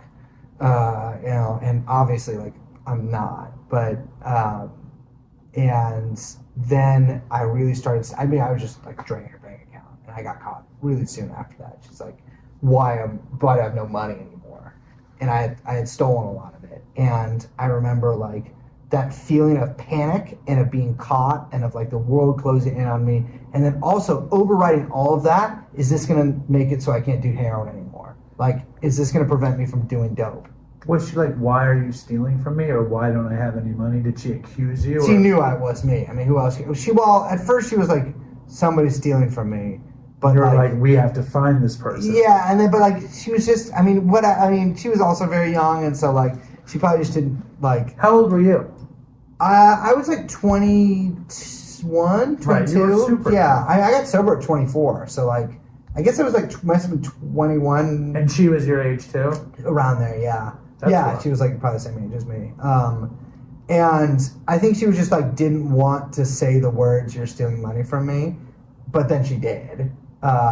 And, you know, I did this whole, it's, I mean, you know what it's like you feel this contrition, you feel really bad about it, but overriding any of that is you're like, I need to get high and not feel like this. Right.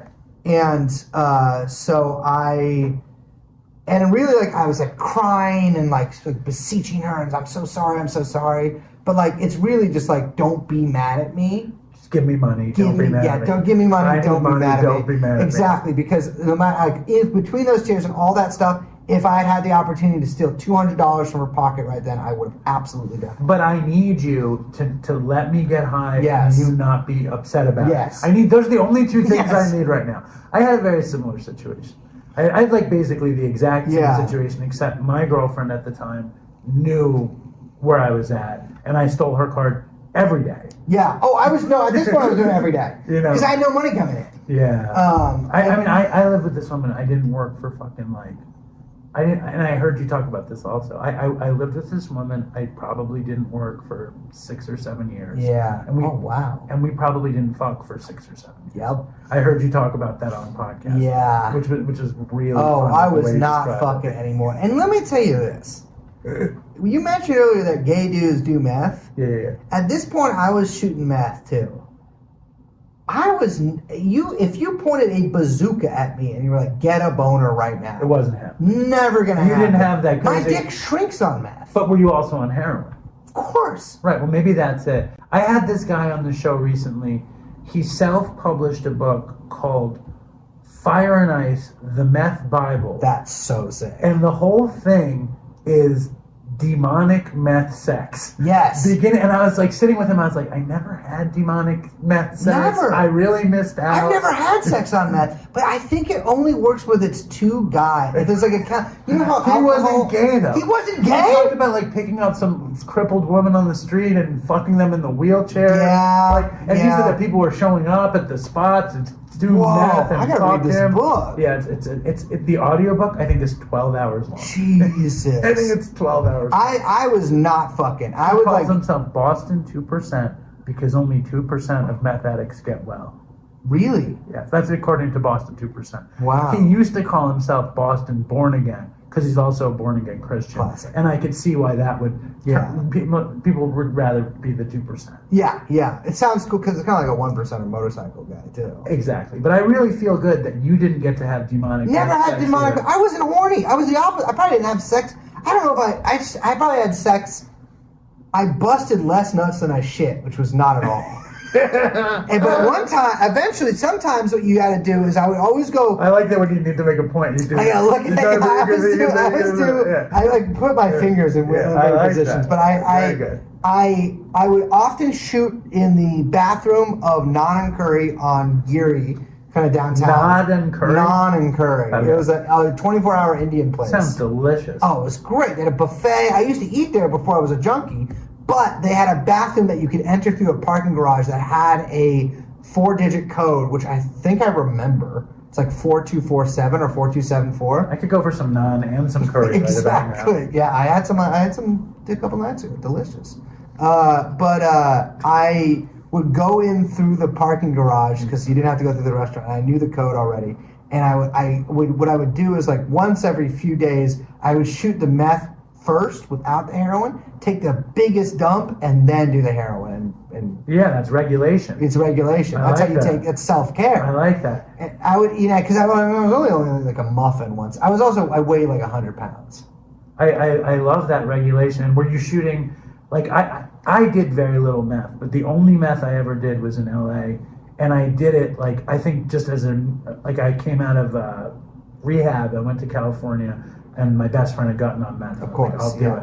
And then I really did it because I wanted to do heroin so bad, and I couldn't live without heroin on meth. Yeah. And then I started mixing them together. Me too. And Goosebumps. I would do 1 part meth, like 5 parts heroin. Yes, of course. Yeah. I didn't know. I don't think I ever bought more than $20 of meth at a time. Right. Because meth also lasts a lot longer.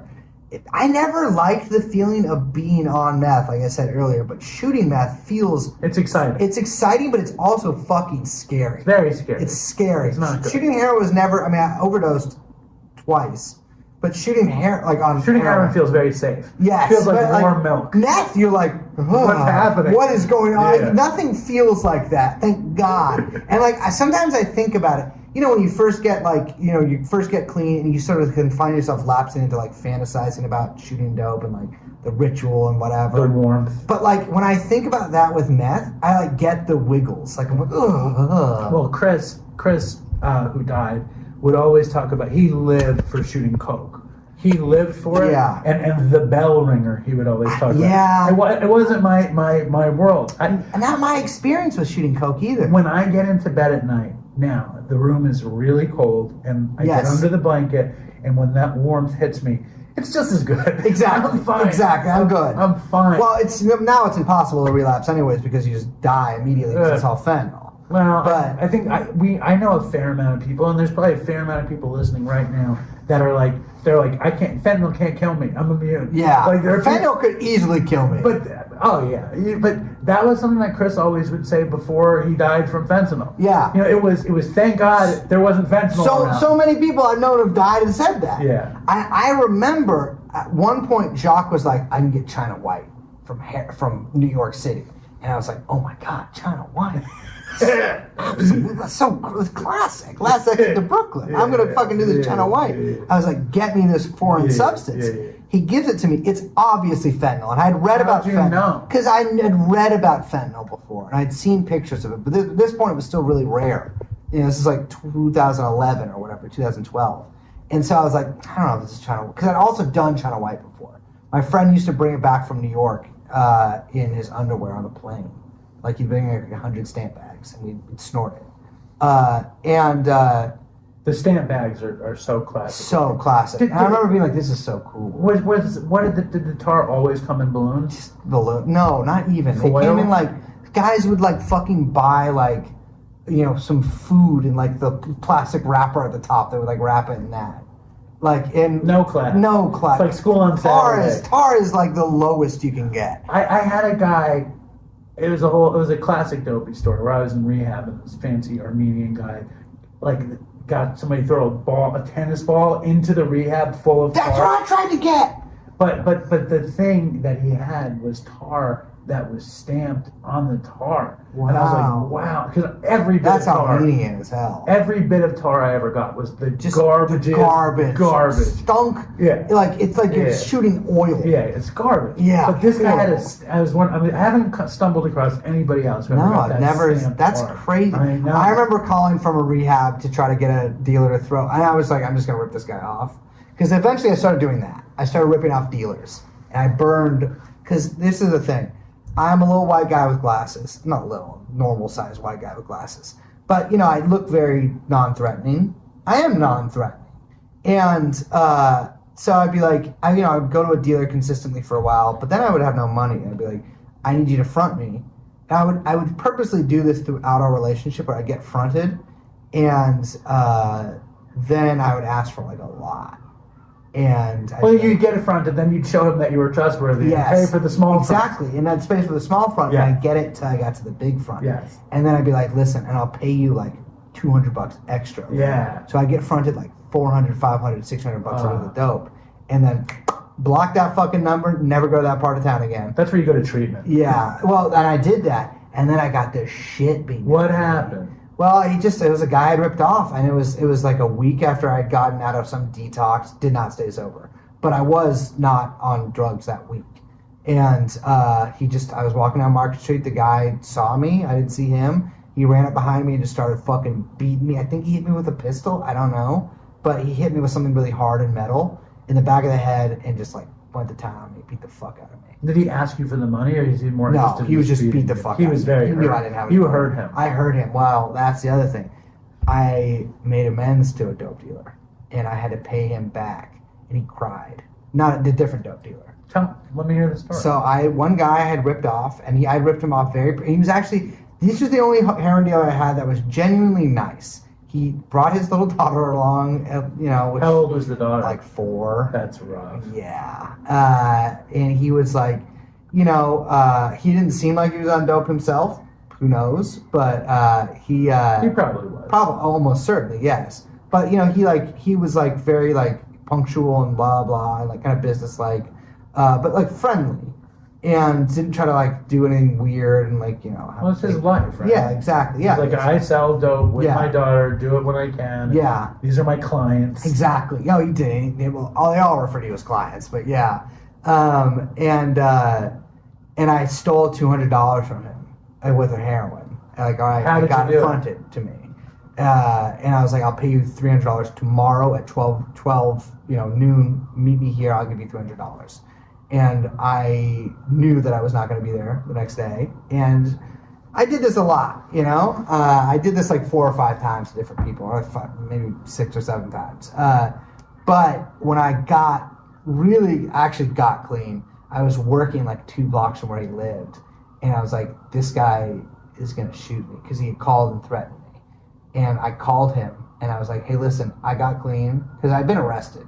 It's like, I got clean, and I borrowed $200 from, I think, my dad, and I paid the guy, and he cried, which I thought was really weird, but kind of touching in a way. I bet you getting sober and paying him was like, it's like when we're these using junkies and we're fucked up. We're like feral animals. Yeah, absolutely. And all we are about is taking, yes. and getting high and leaving, and like we're just such, we're absolutely no regard for anybody else. or ourselves or Yeah. anything. So when I'd imagine when somebody who's seen you like that, who has a kid, Yeah. and maybe has a lifestyle of somebody, trying to earn enough to keep a family in a situation, and he sees you with your shit together, and he sees you giving the money, it probably triggered him in a million ways.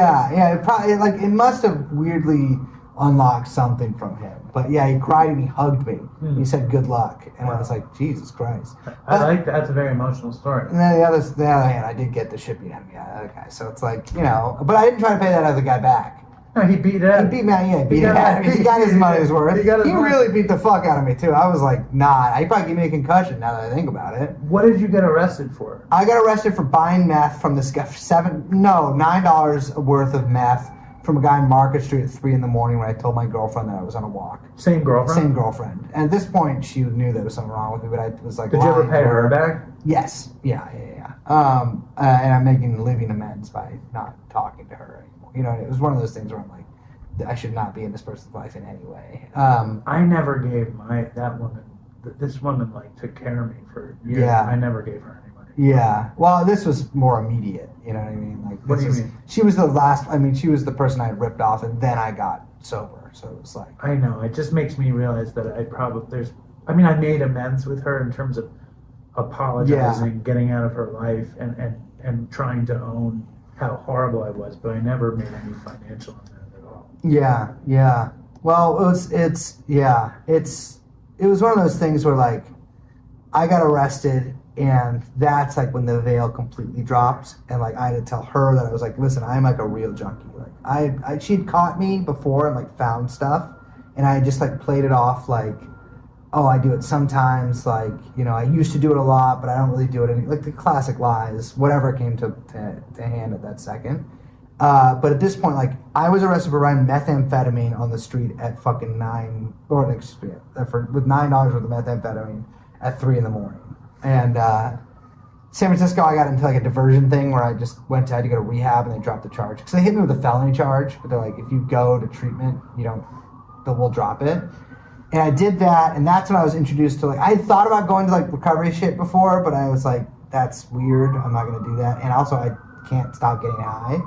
And so this forced me. This is the first time I'd really been sober for years, and I left the second I was no longer legally required to be there, and immediately came back to my dealer's house. It was the first place I went.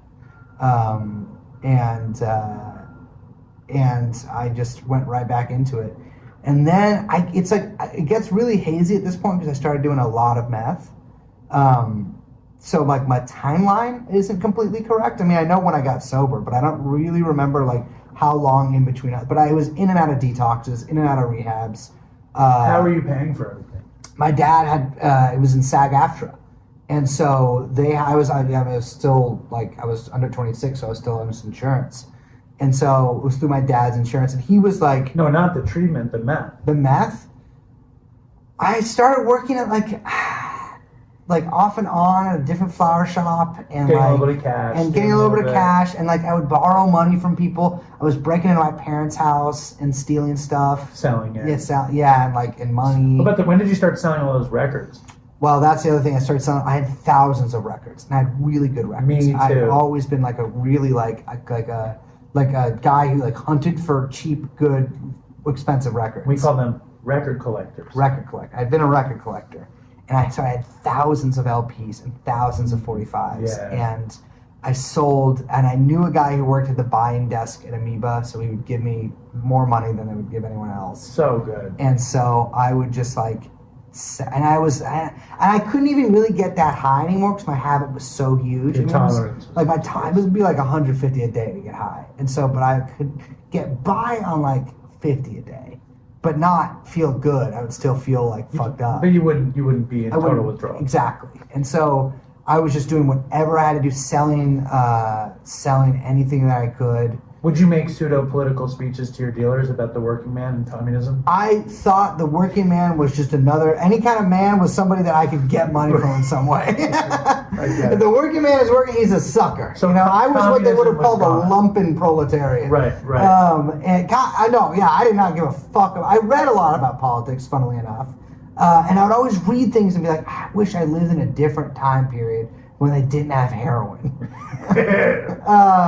Which is funny because they always have. But you'd probably read and nod out while you read it. Oh, so often. I probably read so many books that I have not a fucking glimmer of recognition that I actually read. It's amazing how that works, though. It's like I remember I used to use and I would play guitar just so I'd nod out. Yeah. Or I would just read comics. Yeah. I would get high and read comics and nod out into it, whatever. I whatever I would do, I really did it so I could nod out. Yeah. Like anything Yes. I did was in order to make the heroin work more. Oh, absolutely, yeah. And it was like there's a certain romanticness to like nodding out that I really attracted to me. What Like, was the romance?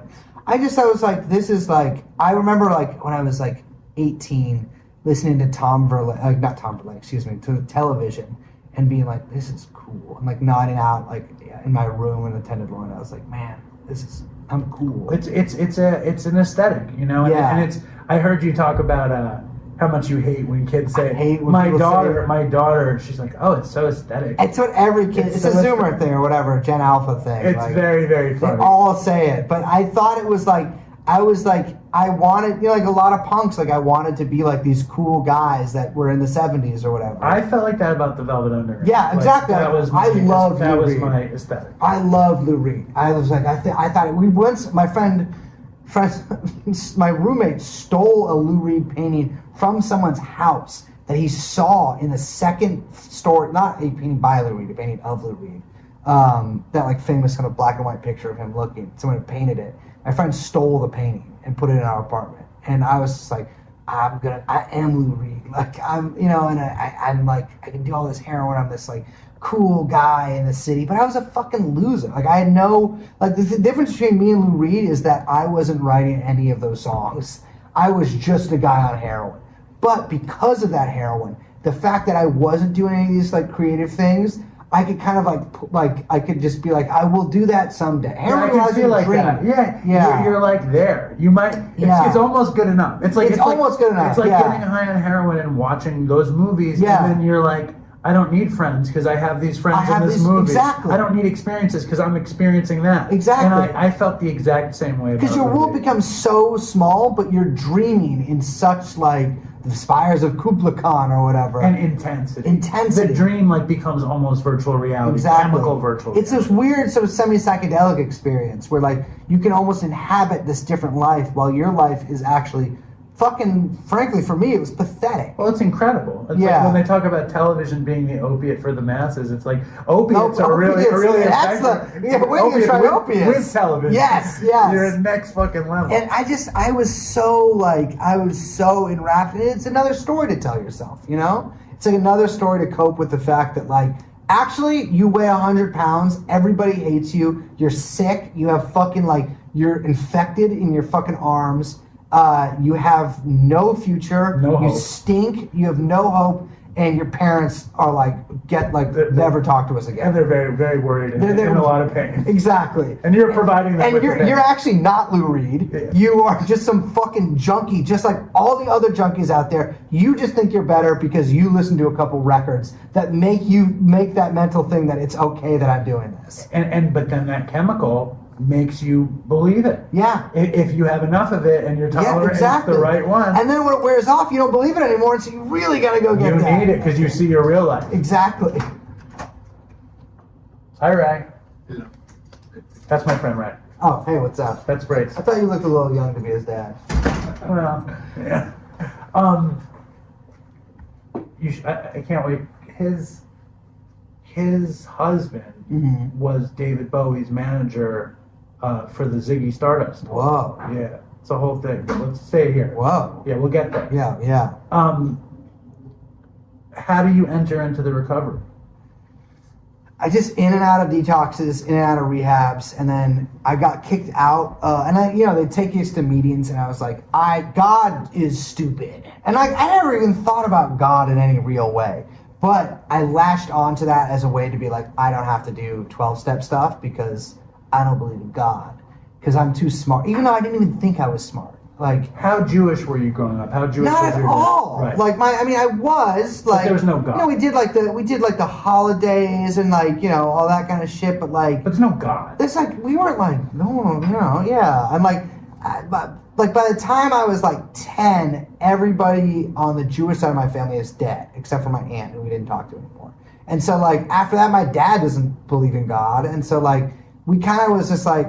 That's it, you know. Like I didn't have a bar mitzvah or anything like that. And I was like, I went to a bunch, but I was like, I don't care about any of this. I had to be bar mitzvah. Did your girlfriend leave you? At what point? Fuck yeah, she did, and thank God she did. At what point? Thank God. At what Thank point? God. What she left? It's too late. I think both of us would probably say she left me much later than she should have, but she did. She left and moved, and. That I was still trying to, even when I was like first sober, I was like trying to manipulate her so that I didn't have to feel bad about all of the shit that I did was really bad, because I couldn't admit to myself that I had done these things that I thought were horrible and that I would judge someone else really harshly for. Because for me, I'm just kidding, like this isn't like, you know, I couldn't take any real responsibility for like a year. I couldn't take any real responsibility. But that's part of probably the compartmentalization. Absolutely, yeah. You can't live with what you've done. Exactly. And you can't, I mean, how far after the arrest were you still with her at the arrest? I was, I don't know, probably 6 months. And then did you move in with your dad? I moved into a, like, sober house. And was that the beginning of the beginning? That was kind of the end of the end. Because I did not stay sober in those sober houses. Did you use it in the sober house? Fuck, yeah, I used it in rehab, dude. Yeah. I smuggled heroin into rehab and shot it during the detox phase. I don't think there is better heroin than the heroin you get to use in treatment. It's so good. It's amazing. Amazing. It's so fucked up to be that fucked up in treatment, though. It's so fucked up. And especially because the heroin ran out when my detox period was over. I know, it's the worst. And then you get so sick. And then they're like, why are you sick? Why are you sick? And I'm like, what do you say? I guess I was really addicted to heroin. And they caught me with a spoon, but I didn't have any. They caught me with the spoon, but I'd used up the last of my heroin. And they were like, I was like, oh, this was just in my stuff, which is believable. Sure. But wasn't true. And then I was just, sick. Would they kick you out, or they'd let you go cold turkey using? Well, they drug tested me, but guess what? I tested positive for heroin. I had just been on it. I came in 3 days before. See, that strikes me as an opportunity to get more detox drugs. Because how could you not? Yeah, well, they weren't giving me subs at this point. Like they were just subs giving would me... have blocked you on the heroin. Exactly. So That's what happened with that Armenian guy. I was on buprenorphine, and the dude threw in the fucking tennis ball full of dope. Yeah. And it was like, you watched Chappelle show? Do you know, like every time like the scene would happen and the breakdancing guy would come out. That was like what happened when the ball of heroin came into the detox. Every person was scrambling to use this tar. Like somebody busted out a needle out of the bedpost. They're all sharing the needle. Like in, what was that? Like Heavyweights. You seen that movie? No. Oh, they all like candy hidden around. Yeah, it's like that. And I take my little piece and I shove the tar up. He gave it to people? Yes. Wow. And everybody used. Everybody in that dorm used. Of course. And four of the guys are sharing a needle. I'm shoving tar up my nose, blocked. Yeah. But so like obviously if you get heroin in treatment, you don't take buprenorphine. No. And so I wasn't on it. But then I was just like in a series of halfway houses. My roommate died in one of them from coke, which is crazy. Overdose on coke. Very rare. And not fentanyl. Not fentanyl. This was prior to like that kind of stuff shit happening. And I got kicked out of one for using. I moved like far away so that I wouldn't be able to go to my dealers. But turns out I would just take like a 3-hour bus. And it's like the quest for fire. Yeah, oh my God, dude. And I remember Tinder had just come out. And so I was like, well, I can't be on heroin anymore at the first place, but now I can have, and I'm horny. And so I would Tinder's the greatest. I would be I've only used it twice in my life. For my single semi-sober period was the best. Well, I would just be like, listen, ladies, I live kind of far outside of the city. Not that far, but I live outside the city. I don't have a car. I don't have a job. I have a 10 p.m. curfew, or I am homeless. And I can't go drink. And I'm ready for love. And I'm ready for love. And I would just get, like, girls would just come pick me up. And I had slept with a woman who worked at my rehab. Some like tech lady. She was like it just started. Like, she was not like a therapist. And you were a client. I was a client. That's great. I felt that's fantastic. Well, yes and no. What's not fantastic? What's that? She got fired. Well, what is she doing now? I don't know. I don't remember her name. I wonder if she's in the Truanon world. God, I hope not. Why not? I just feel bad because she thought I ghosted her. But I'd actually just lost my like little flip phone, cell phone because I had relapsed. I'm sure at some point she realized fucking the young junkie clients at my rehab is probably. She had told me she had never met a Jewish person before. And I was like, "There's no way." You were exotic, and I'm like, "There's no way." But I remember she got fired because they caught me like standing like above her with my arm out and be like, Wait, what do you mean? Like, you know, like when you're like chatting a lady up and you're kind of standing over her with like your arm. Leaning up in the doorway. Yes, and she got fired, and we didn't sleep together when I was at the rehab, but we started sleeping together the day I got out of rehab. And then I was gonna try to distract myself with sex, but then it turns out actually I would just rather distract myself with heroin. Sure. So I got back into that, and then the same cycle of like, I would get sober, go to a detox for like a week, and then go into a halfway house. And like, eventually I was just living in this basement apartment, stealing my roommate's change from her giant, she had like a giant, one of those like Costco cheese puff ball things where the like quarters and dimes in it. And I would take like $10 every day from that. And you barely made a dent. And I would go take it to the Coinstar at Safeway. Then I'd have like $9 worth of dollar bills, and then I would go buy $9 worth of dope with that. And I would smoke cigarettes. At this point, I'd been smoking only cigarettes off the ground for like a year. Yeah. I was using fucking butts to fucking like use cigarette butts to shoot up with as a filter. I was like really, really, really down. And I remember I was sitting in this windowless basement room, sick. I like tried to cut part of my foot off because when I was tweaking, I didn't know permanent damage, but I like hallucinated that I had like a weird boil on there that I was going to try to lance with a combat knife that I had. And I called my dad and I was like, hey, like, we hadn't talked for a little while, I don't know, but I don't think we had. He was pretty mad at me because I had stolen some money from him. And I was like, I need your help. Like, and it was the first time I'd really ever asked for help.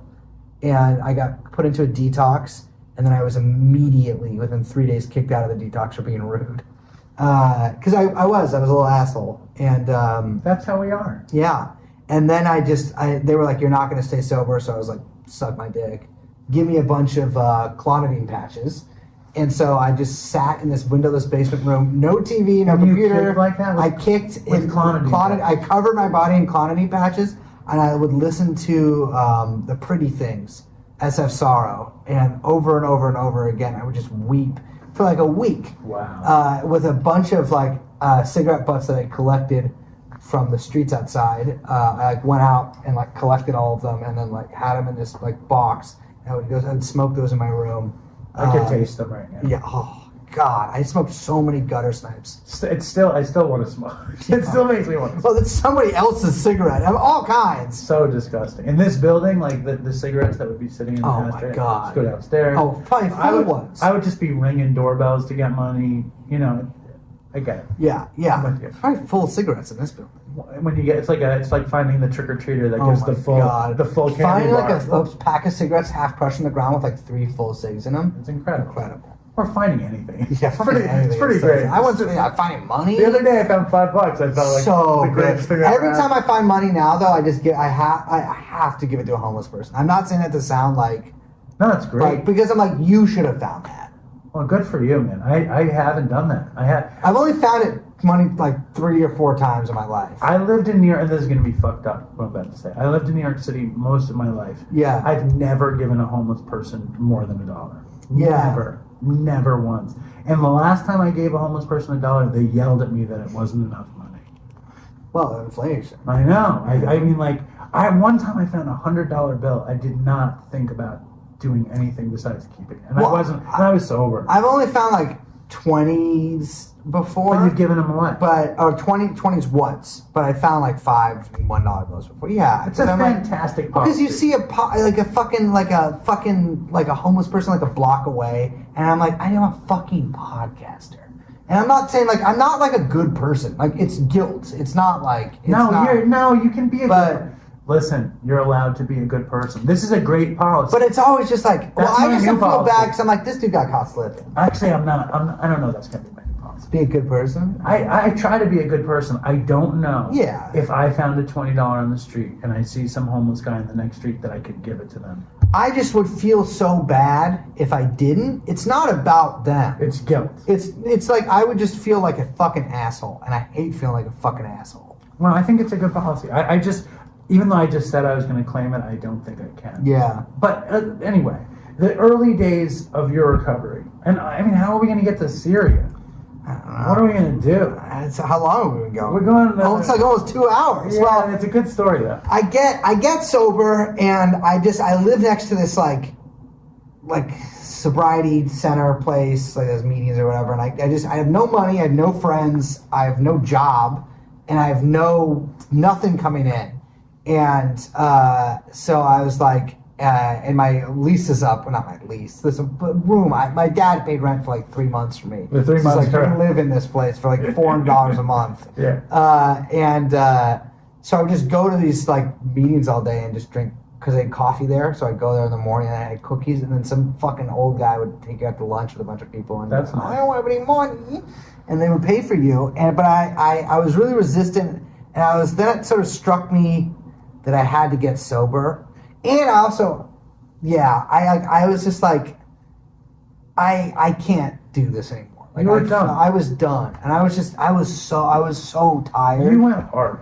Yeah, and I was like, but I was only 24, and so I was like, fuck, dude, like, I'm only I can't drink again. And all my friends are like burgeoning or bad alcoholics. I don't know what to do if I can't hang out in bars. I hung out in bars all day, every day when I wasn't fucking working. So how did you do it then? Like, how did you swallow the fact that you were down to try this thing? I was just like, I had no alternative, because I was like, oh, if I drink again, I'm just gonna go right back to this. If I smoke I relapsed so many times in that like 8 months that I was in and out of these places, that I was like, fuck, like, I don't have a choice, and I'm gonna die. Like, I was like really sick. I had hit an artery shooting up in this when I was doing a flower delivery, and like almost, it was just a whole big medical complication. Ended up fine, but probably wouldn't have if any other variable had been different. And I was just like, I got some distance that I hadn't had before, some weird mental clarity, and I was just like, I held on. I was still very resistant, but I was just like, I literally was just like, I'm just going to do this one day at a time. And like, I don't want to be sick again. And so I know I'm probably going to do heroin again, but I just want to do it today. And I just kept that in my brain. It was like the most basic, simple shit. Do you think it had anything to do with the same kind of mythology that got you totally down and out on heroin, that same punk rock kind of like cultural mythology of being a junkie, being clean? Like, you knew that a bunch of them had gotten out of it. Yeah, but I like didn't. I think part of me, it's weird because I stayed in the music scene, and I still that's a large part of my life. But I realized, like, at that point, I was like, no, it wasn't. It was like I felt like completely adrift and like sort of done. Like, my identity had been sort of shattered, because this whole mythology I built up about myself had really been like I'd seen it for what it was, or I was beginning to see it for what it was. Bullshit. And I'm like, I'm bullshit. I'm a bullshitter. You know what I mean? Like, I'm not like, I'm a poser of the worst kind, because like I'm just like, I use these cool lives of other people that I basically fantasized about and made up. You know, not in like a real conscious way, but like, I'm not Lou Reed, is what I'm saying. And Lou Reed, what was he doing at that point? Making fucking that horrible record with Metallica. But he was very sober. Very sober. He was doing a lot of Tai Chi. Doing a lot of Tai Chi. His last record before he died was a double LP of Meditations on the Hudson, Tai Chi music. Yeah. But I was like, man, like, fuck. Like, and I kept thinking, like, I fucked this up for myself. Right. Like, but there was nothing else that could have happened, you know? And so did the idea of being sober become a positive, or you were just like, I'm done being this fucking I was just like, I'm done being this fucking guy. But then it was like, I had been so fucked up for so many years and for so many crucial, like, I didn't go to college. I had no savings. I had no career. I had no skills. I had nothing. And so I was just like, fuck. And I met this woman and moved in with her immediately. And it ended up actually working out. We were together for 7 years in very healthy relationship somehow. But I just like was like, I had to like really start over from like nothing. I mean, I didn't know, didn't want to hang out with my friends anymore. I felt disconnected from like, I mean, most of my friends didn't like me. I owed several of them money. And I was just like, I have to find like I have to grow up. I'm fucking. You have to find something. I have to find something, but also I have to grow up. Like, I have to like act like a fucking adult, you know? And like, I have to like take care of myself. See, like, that didn't happen to me until I was 41. But it doesn't matter. I mean, that's in this way, I'm glad I got sober at 24. It's great. Because I was just like, oh shit, like, everyone else, even like a lot of the drunks that I knew, like, had at least made some, like, you know, they were like a fucking welder or something. And I was like, I don't know how to do anything except make bad bouquets. And I burned most of the flower shops that I would get a job at. So how does joining the Syrian resistance happen? Well, I got a job at a boxing gym through sobriety, actually, through someone I knew who was sober. And at that job... Doing what? I was like kind of like front desk, and then eventually because of... Were you like training in the back? I did work out there, but I quickly gave up on boxing because I couldn't pay attention to someone's hands and their feet at the same time. Yeah. But I worked with boxers. I mean, we had pros at the gym and stuff. I was working there for a couple of years, and in that time I started reading about, I mean, the Syrian Civil War had been going, it was like 2015, 2016. It'd been going on for a number of years. And I read about this woman that had died this German woman who had died fighting alongside these Turkish communists in northern Syria who were fighting alongside the Kurds against ISIS. And I was like, this German Togolese woman died doing that? And I kind of got obsessed with her story, and I read about it like a bunch because I had a computer now. And then I eventually found this like website where you could like, they had foreign volunteers, and I emailed them through this like encrypted thing, and they just gave me a date to fly out there, and I flew out there. And there was no fantasy in your head of being close to the poppy fields in Turkey? No. They give you a machine gun? Well, I wasn't a machine gunner, but they gave me an RPG at one point.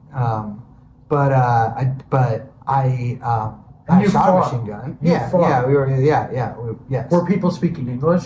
No. And what language were you speaking? Kurdish. Could you speak it? Eventually. And now you can? No. I mean, yes, I could. Like, I do. I speak it to myself sometimes to try to will just like try to speak full sentences in it and stuff. But I never became like fully proficient. But I could definitely speak to people, like have conversations. How rooted was this? Is like one of the most insane stories that anybody could ever come by.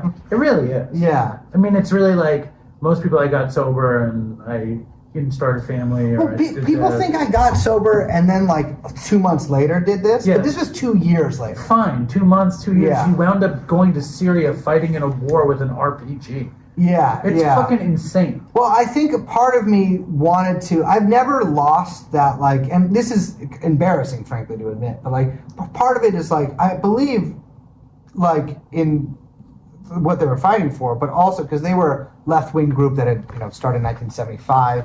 It was mostly Kurdish groups fighting against the Turkish government, but they had also spread. It's almost too complicated history for here, but I believed in. What you think it's too highfalutin for Dopey? No, it just would be boring. I'm with you. But also part of it was like I feel like I should do this. Like I felt like I needed purpose, and like it's embarrassing to admit. But that's what recovery is. Yeah, it's finding something, and then I think in your case you were so extremely down, you needed to do something extremely crazy, almost for self-esteem. It was also just like, well, why not? Like other people do this, why can't I do this? It can't be that crazy. And like, how bad was it out there? It was bad sometimes and boring most of the time. Were people shooting at you? Yeah. Were you shooting at people? Yeah. Did you kill anybody? No. I don't think so. I'm not allowed to ask that question. No, I don't think so. You just gave me the first. That was the first look. No. Terrifying. We tried to. I tried to. People. Terrifying. Yeah. But most of the time. I apologize for asking. It's alright. I mean, most of the time, it's kind of like I view it as like a tragic comedy. Like it was boring and funny and scary and sad. But I also loved it in a weird way. It's like Mia Katz's. Yeah, exactly. Yeah, Except instead of Kurds, it was Dominicans. And instead of fighting in a war, I was just serving sandwiches. But besides that, it's like the same thing. Yeah, I mean, it was really just like, it's funny because I sort of don't even talk about it that much because I don't want to be like the Syrian Civil War guy. I'm not saying this is like, we can't talk about it. But like, I felt like because I kind of got, it was like a couple articles about me, or one article about me, and then like one that was kind of about me, about a bunch of people. But I got like a lot of recognition, and I felt very weird about that. And I was like, fuck, like, it made me feel like really anxious and tense. And so when I got back, I was there for 7 months, got back, and I sort of just felt totally like disconnected again, like this weird, almost felt like early sobriety where I was just like, I don't know what to do with myself.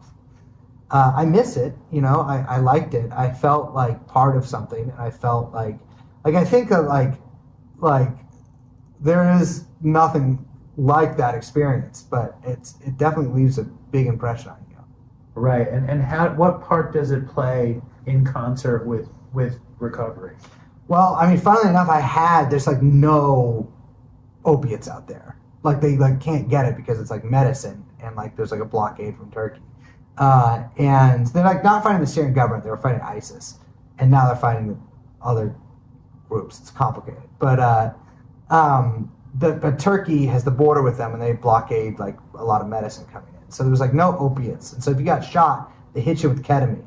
My friend actually went into like a crazy K-hole after he got hit, and like sounded like a nightmare. But I had morphine in a syringe for the whole time I was there, and I never used it. Well, like just in case. It's if you get shot. Like that's like you keep it was a part of a med kit. It's a much different story than if you were like, I got to Turkey to fight in the Civil War, and as soon as they gave me the syringe, I was shot. Yes, yeah. I did. I would take propranolol, so I would take beta blockers before scary stuff happened, so that you didn't sweat like crazy, and it did help. But that's not really narcotic. I just think it's amazing because it's like all we're supposed to do is find a purpose, and you found the craziest purpose. And then and why did you come back when you came back? I mean, really, it was because like I lied to everybody about what I was doing, and it's like your dad, everybody. What'd you tell? I didn't tell most people I was leaving at all. I told them I was gonna like volunteer at a radio. I made some crazy lie up, but I was like a radio station. But I'd seen like an article about a radio station in Syria, so I was like, oh, if they Google it, they'll find that, and they'll just think I'm doing that. And I lied to everybody, and like kind of felt bad about it, but also like my girlfriend was like, you said 6 months, you gotta come back after 6 months. It's funny, when I did The Last Jewish Waiter, the 3rd episode got hacked, and my whole account got blocked by the Syrian Liberation Army. Oh, SLA. Really? Yeah, it was really weird. Weird. Yeah, it was really. I was wondering because it was called The Last Jewish Waiter. I think that's why. I mean, interesting. I have no idea. It's one of those things. Well, we so I got back, and I felt really like disconnected and like weird and like not at home.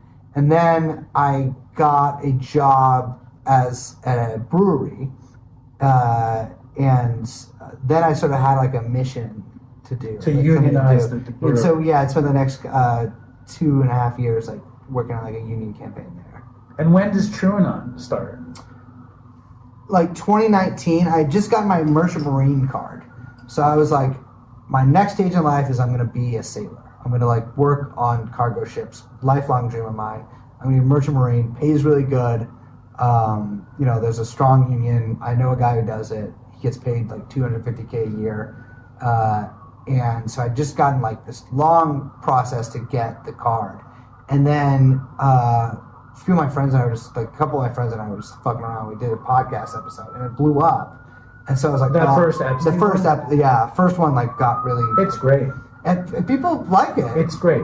It's great. And I have no interest in anything except, like, this stuff for whatever reason, and I was riveted. I thought it was so good. And so I was like, wow, this is something I'm, like, kind of okay at. And so I think was you're like, fantastic. I'll do this until the wheels fall off. And it's fun. And it's like, it's very different. And it brought me to a lot of different places, and it changed my life in a lot of crazy ways. But, so the show, the union campaign was a success, by the way. I want to say that. I wish you could help the deli workers union. It's so horrible. Is there one here? It's horrible. That's my union. It's really? Horrible. What is it? What's it called? Is it US, like the, like... I can show you. Hold on. It's called... Yeah, your car. Yeah.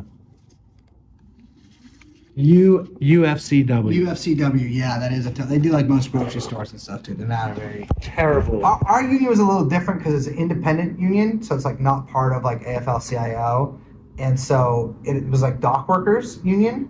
Like they control all the ports on the West Coast, and like they do inland shipping or like inland ships, not shipping.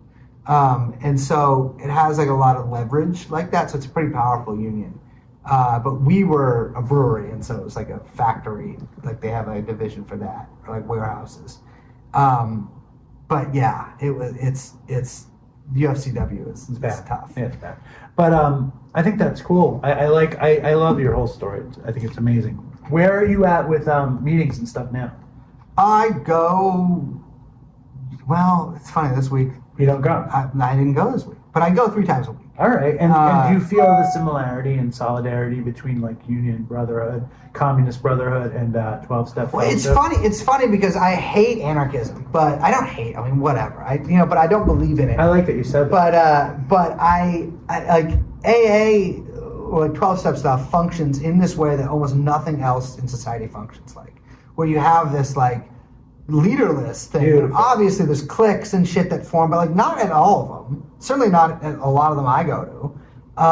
And it's this. I've never seen anything operate like that. And like I think beyond even the politics stuff, I think that one thing that people don't have in like 2024 or for the past 20 years really is like there are more than that. There's like this great separation. Like there's no places that like people, there's people that go to the Elks Club or like, go, to join their bowling team or anything. It's very, people live these solitary lives, often filled with like vague anxiety, tenseness, misery. Isolation. And